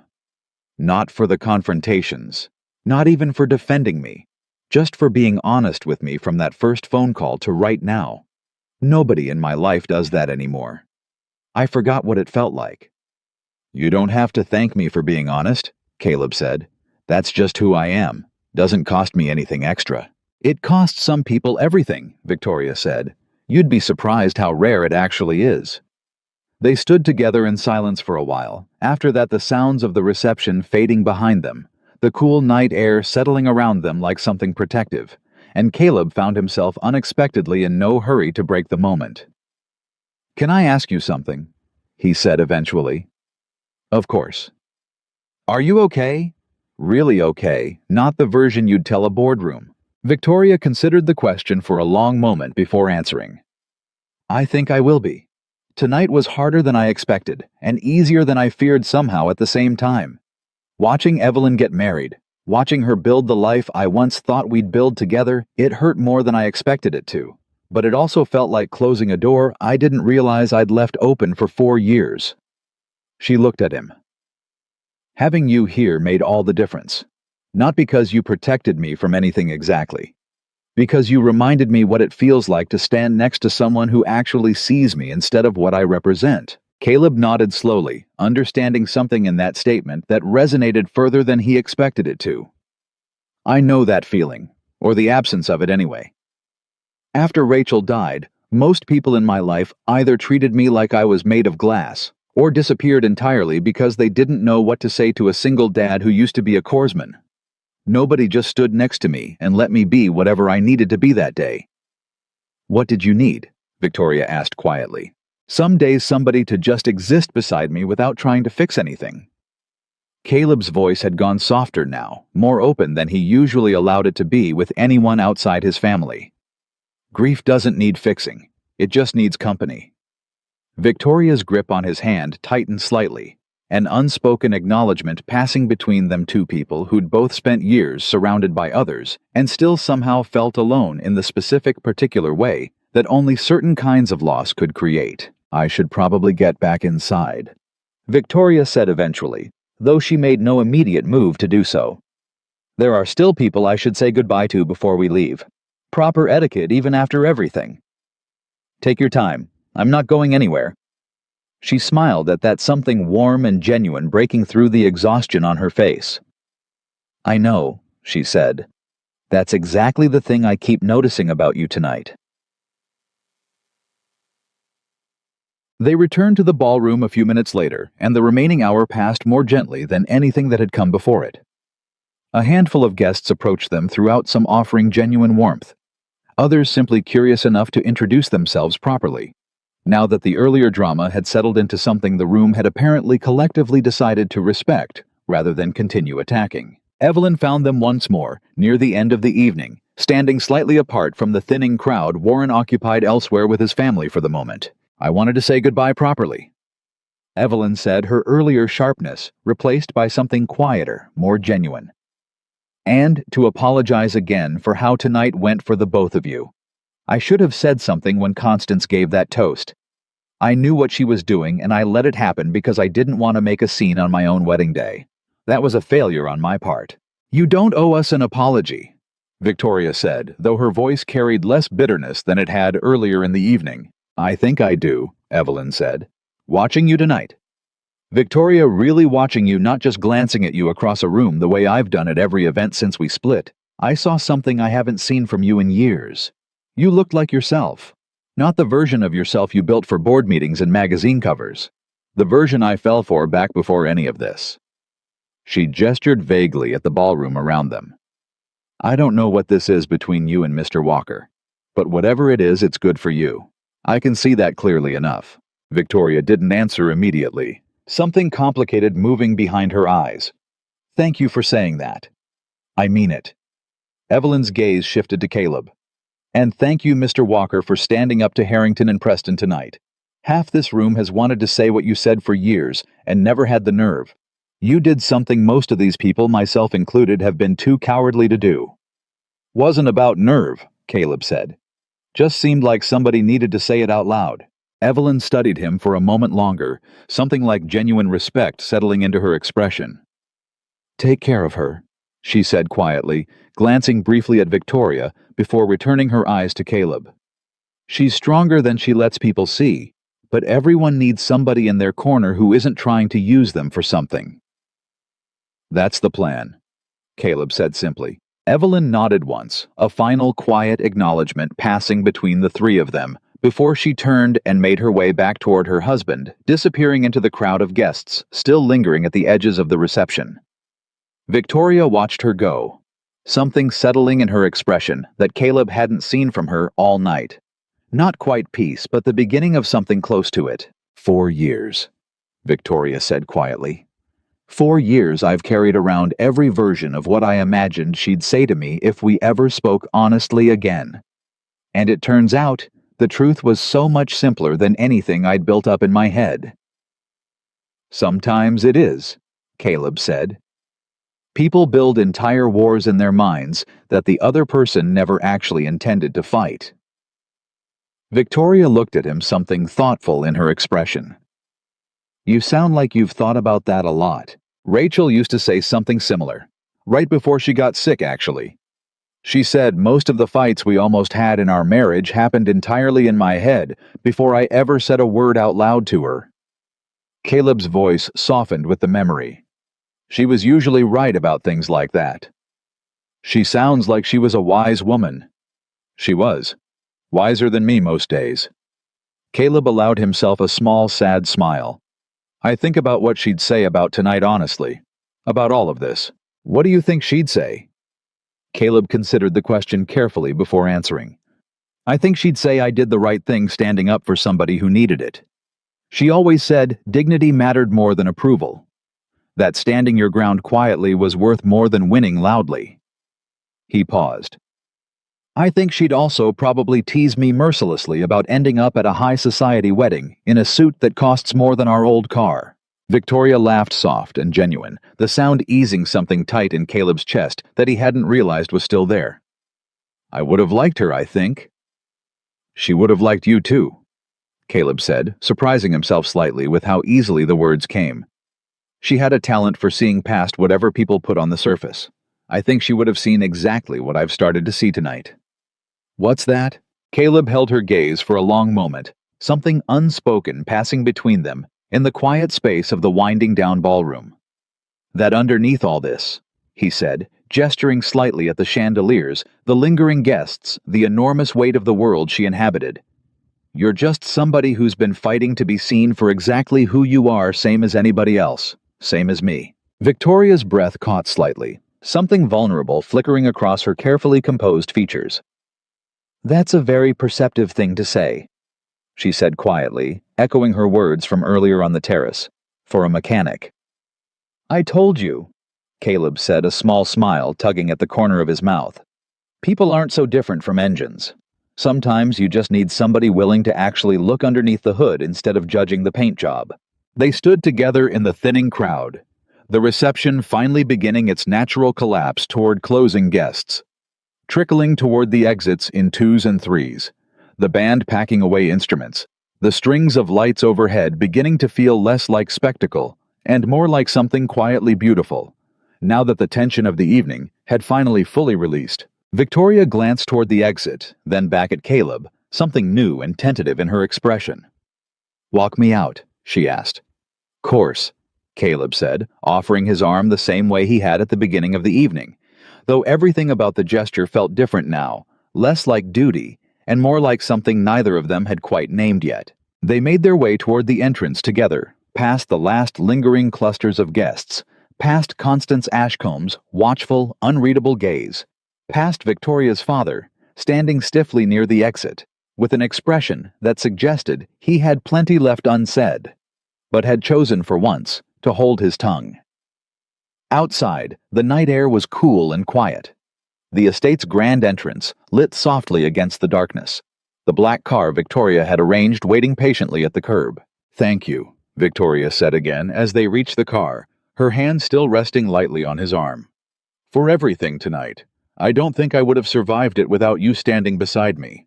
You would have, Caleb said honestly. You're stronger than you give yourself credit for, but I'm glad I didn't have to find that out from the sidelines. Victoria looked up at him, something unspoken and significant hanging in the space between them.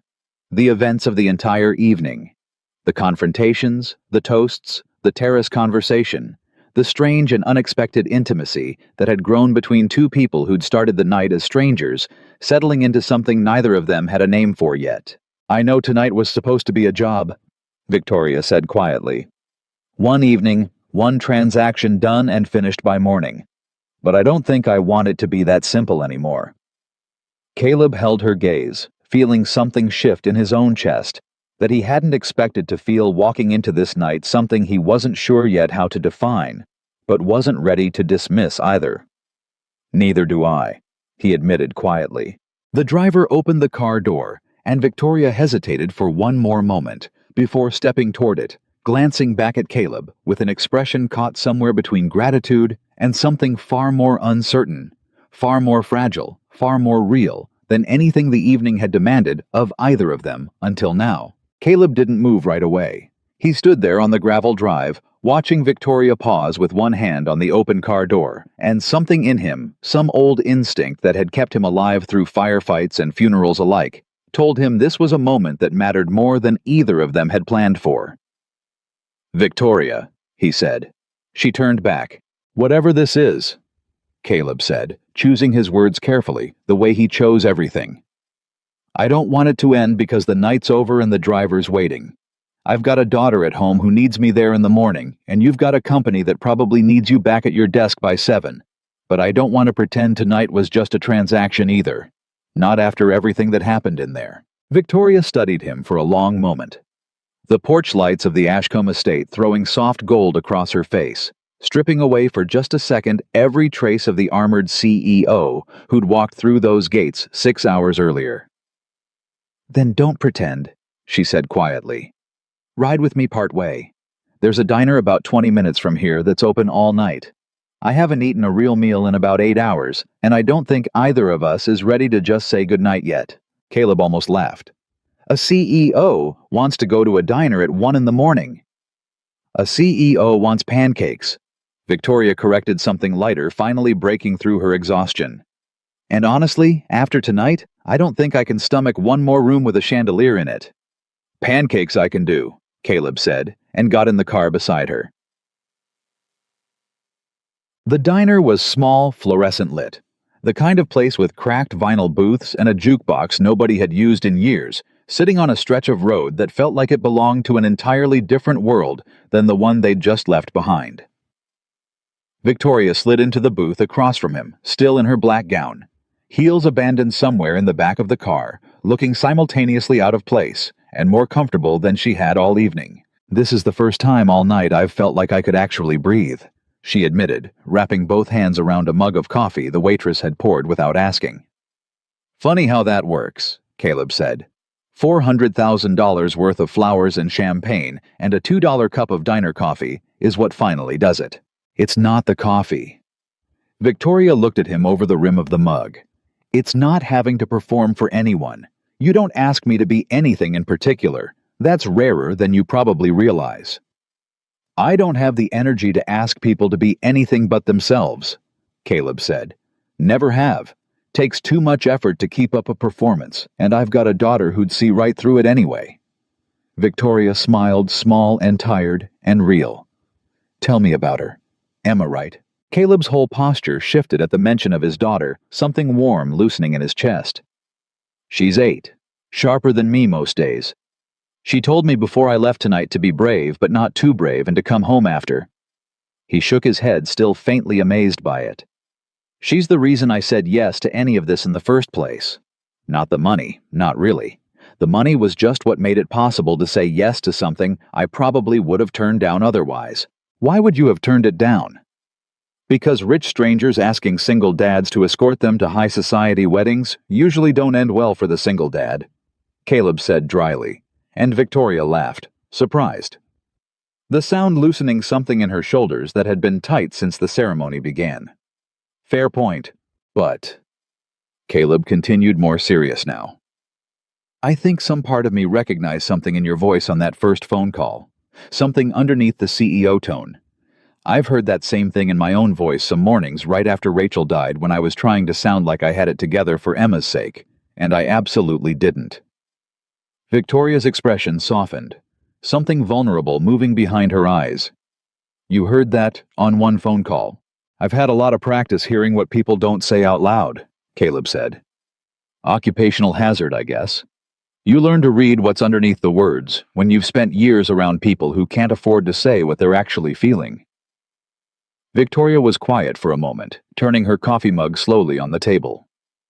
I haven't told anyone the real reason I asked you specifically out of everyone I could have hired for tonight. I thought it was the video, the house fire. That's part of it. But there's more. She looked up, meeting his eyes directly. I watched that video a dozen times before I ever called you, and every time what struck me wasn't just that you ran into a burning house for a stranger. It was the look on your face afterward when the reporter asked why you did it. You looked unbothered, like it never occurred to you there was another option, like doing the right thing wasn't heroic to you, just automatic. Her voice grew quieter. I've spent my whole adult life surrounded by people who calculate every action for what it earns them. I wanted just once to stand next to somebody who didn't calculate anything at all. Caleb held her gaze, something in his chest tightening at the rawness in her voice. I don't know if I've ever thought about it that clearly before, but you're not wrong. I don't do things because of what they'll get me. Never have. Guess that's just how I'm built. It's rare, Victoria said. Rarer than you know. And tonight, watching you refuse to bend for any of them Harrington Preston, even my own father, I realized something about myself I've been avoiding for years. What's that? That I've built an entire empire trying to prove my worth to people who were never actually capable of seeing it clearly in the first place. My father. Evelyn's old world. Even in some ways Evelyn herself before everything fell apart between us. Victoria's voice wavered slightly, the exhaustion of the night finally cracking something open that she'd clearly kept sealed for years. I kept thinking if I built enough, achieved enough, made myself undeniable enough eventually, they'd have no choice but to respect me. Tonight I understood that respect built on other people's approval was never real respect at all. It was just exhaustion wearing a nicer name. Caleb reached across the table, not grabbing her hand exactly, just resting his own near enough that she could close the distance if she wanted to. She did, her fingers curling around his steady, in a way her voice hadn't quite managed to be. You don't need anybody's approval, Victoria, Caleb said quietly. Not your father's. not Constance's, not anybody's in that ballroom tonight. You built something real. Thousands of people have jobs because of what you created. That matters whether or not some silver-haired matriarch decides to acknowledge it in a toast. I know that logically, Victoria admitted. It's just harder to believe it in my chest than in my head. Give it time, Caleb said. That's not something that fixes itself in one night no matter how good the pancakes are. She laughed again, softer this time, and something in the diner's fluorescent hum felt for a moment almost peaceful. They talked for almost 2 hours after that, long after the pancakes arrived and disappeared, long after the coffee went cold and got refilled twice. Caleb told her about Rachel, not the sanitized version he usually offered strangers, but the real one, the year of chemo and remission and relapse. The mornings Emma didn't understand why her mother slept so much the night Rachel had finally told him it was okay to let her go, and he hadn't been ready to hear it. Victoria listened without trying to fix any of it, without offering hollow condolences, just present, just there, the same steady company Caleb had described, needing during his own grief. In turn, Victoria told him things she'd apparently never said out loud to anyone about the years building the company alone after Evelyn left, about the panic attacks she'd hidden from her board for the first 18 months after the breakup, about a father who'd never once told her he was proud. Not when she graduated top of her class, not when she took the company public, not tonight, even after watching her stand up to an entire ballroom of people who'd underestimated her for years. He'll never say it, Victoria admitted, staring down at her coffee. I used to think if I just achieved enough, eventually he'd have to. I don't think that anymore. I think some people are just incapable of giving what you need from them, no matter how much you earn it. That's a hard thing to accept about a parent, Caleb said. It is, but it's honest at least. Victoria looked up at him.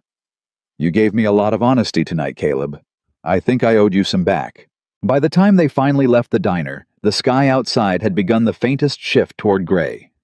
The first suggestion of dawn still an hour off, but no longer impossible to imagine. The driver was waiting patiently outside, and Victoria walked Caleb to where his own car parked earlier at a lot near the estate, retrieved by the driver at some point during the evening's arrangements, sat waiting under a streetlight.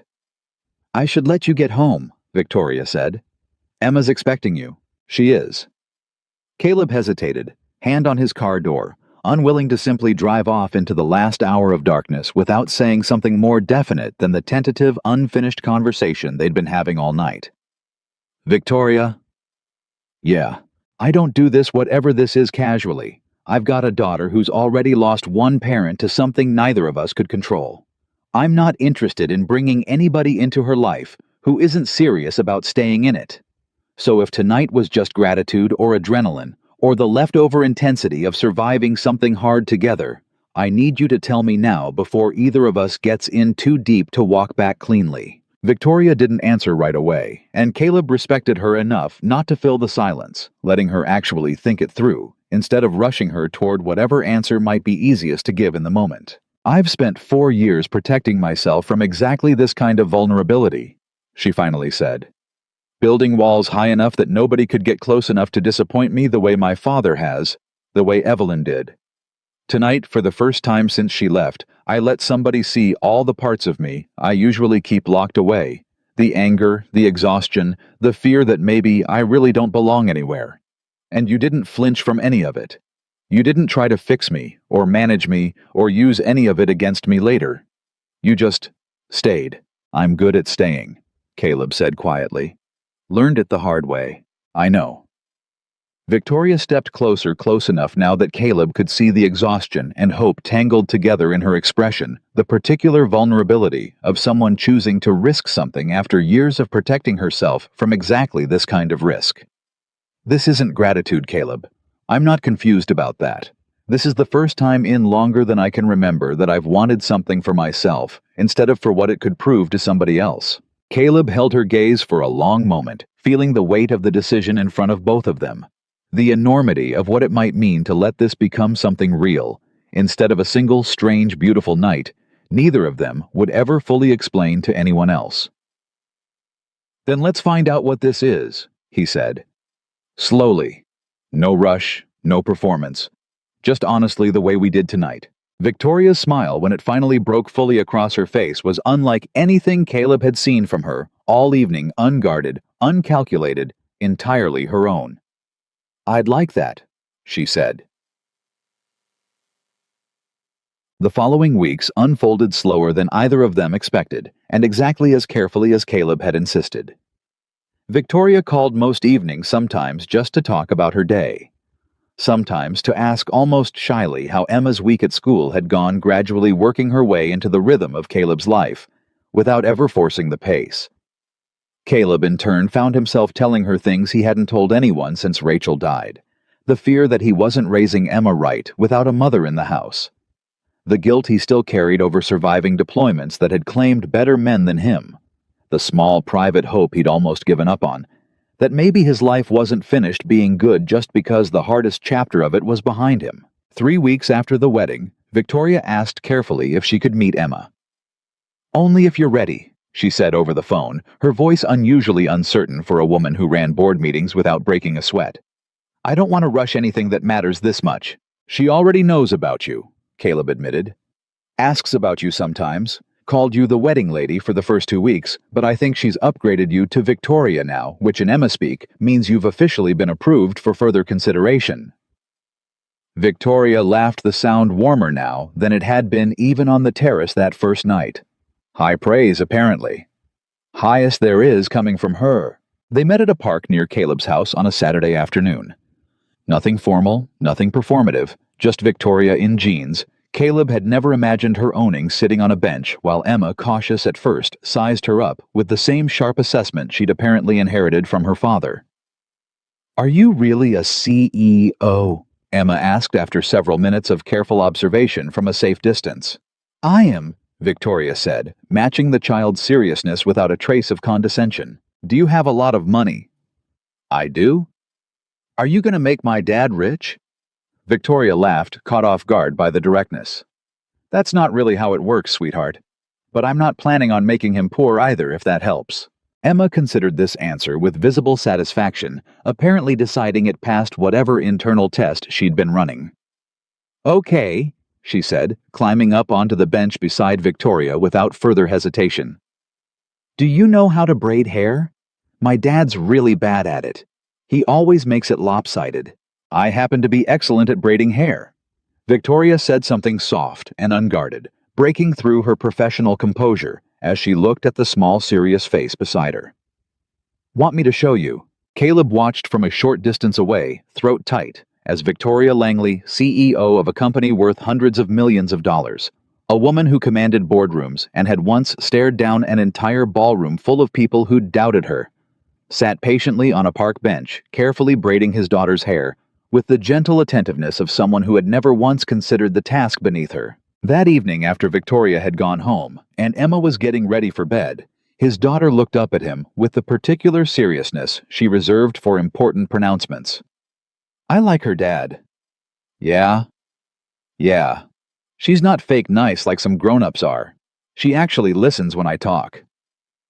Emma climbed into bed, pulling the covers up with satisfaction. I think you should keep her. Caleb laughed, sitting on the edge of her bed. It's not really up to me alone, baby. That's not how relationships work.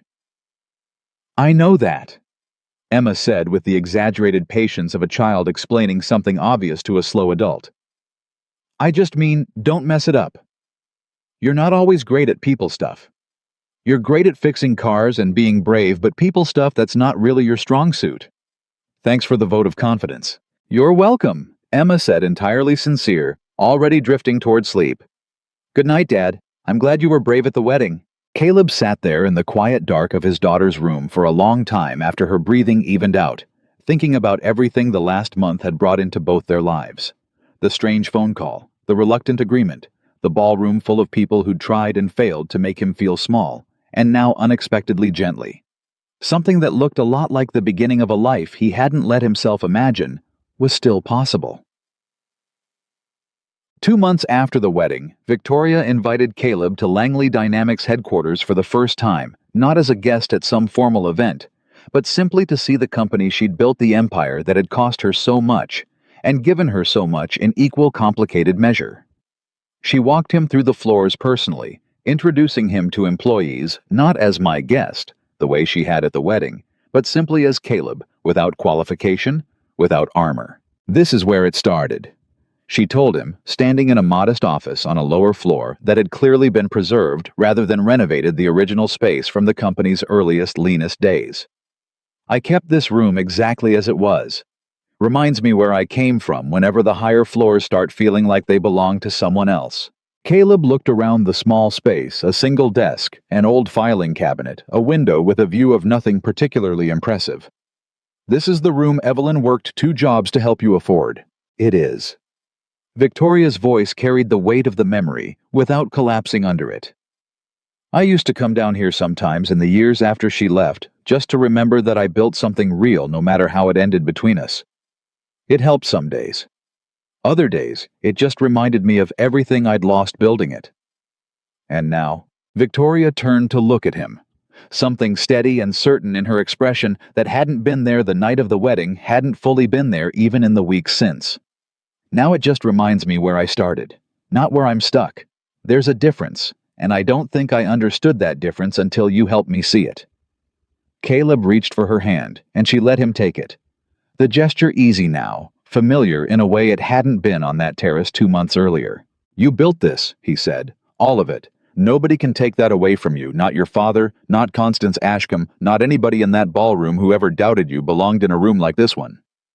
I know that now, Victoria said. I think I've always known it somewhere underneath everything. I just needed somebody to remind me it was true, instead of somebody who needed me to keep proving it. That evening, Victoria came to Caleb's house for dinner. For the first time, nothing elaborate, just spaghetti. Emma had insisted on helping cook sauce splattered slightly across the kitchen counter.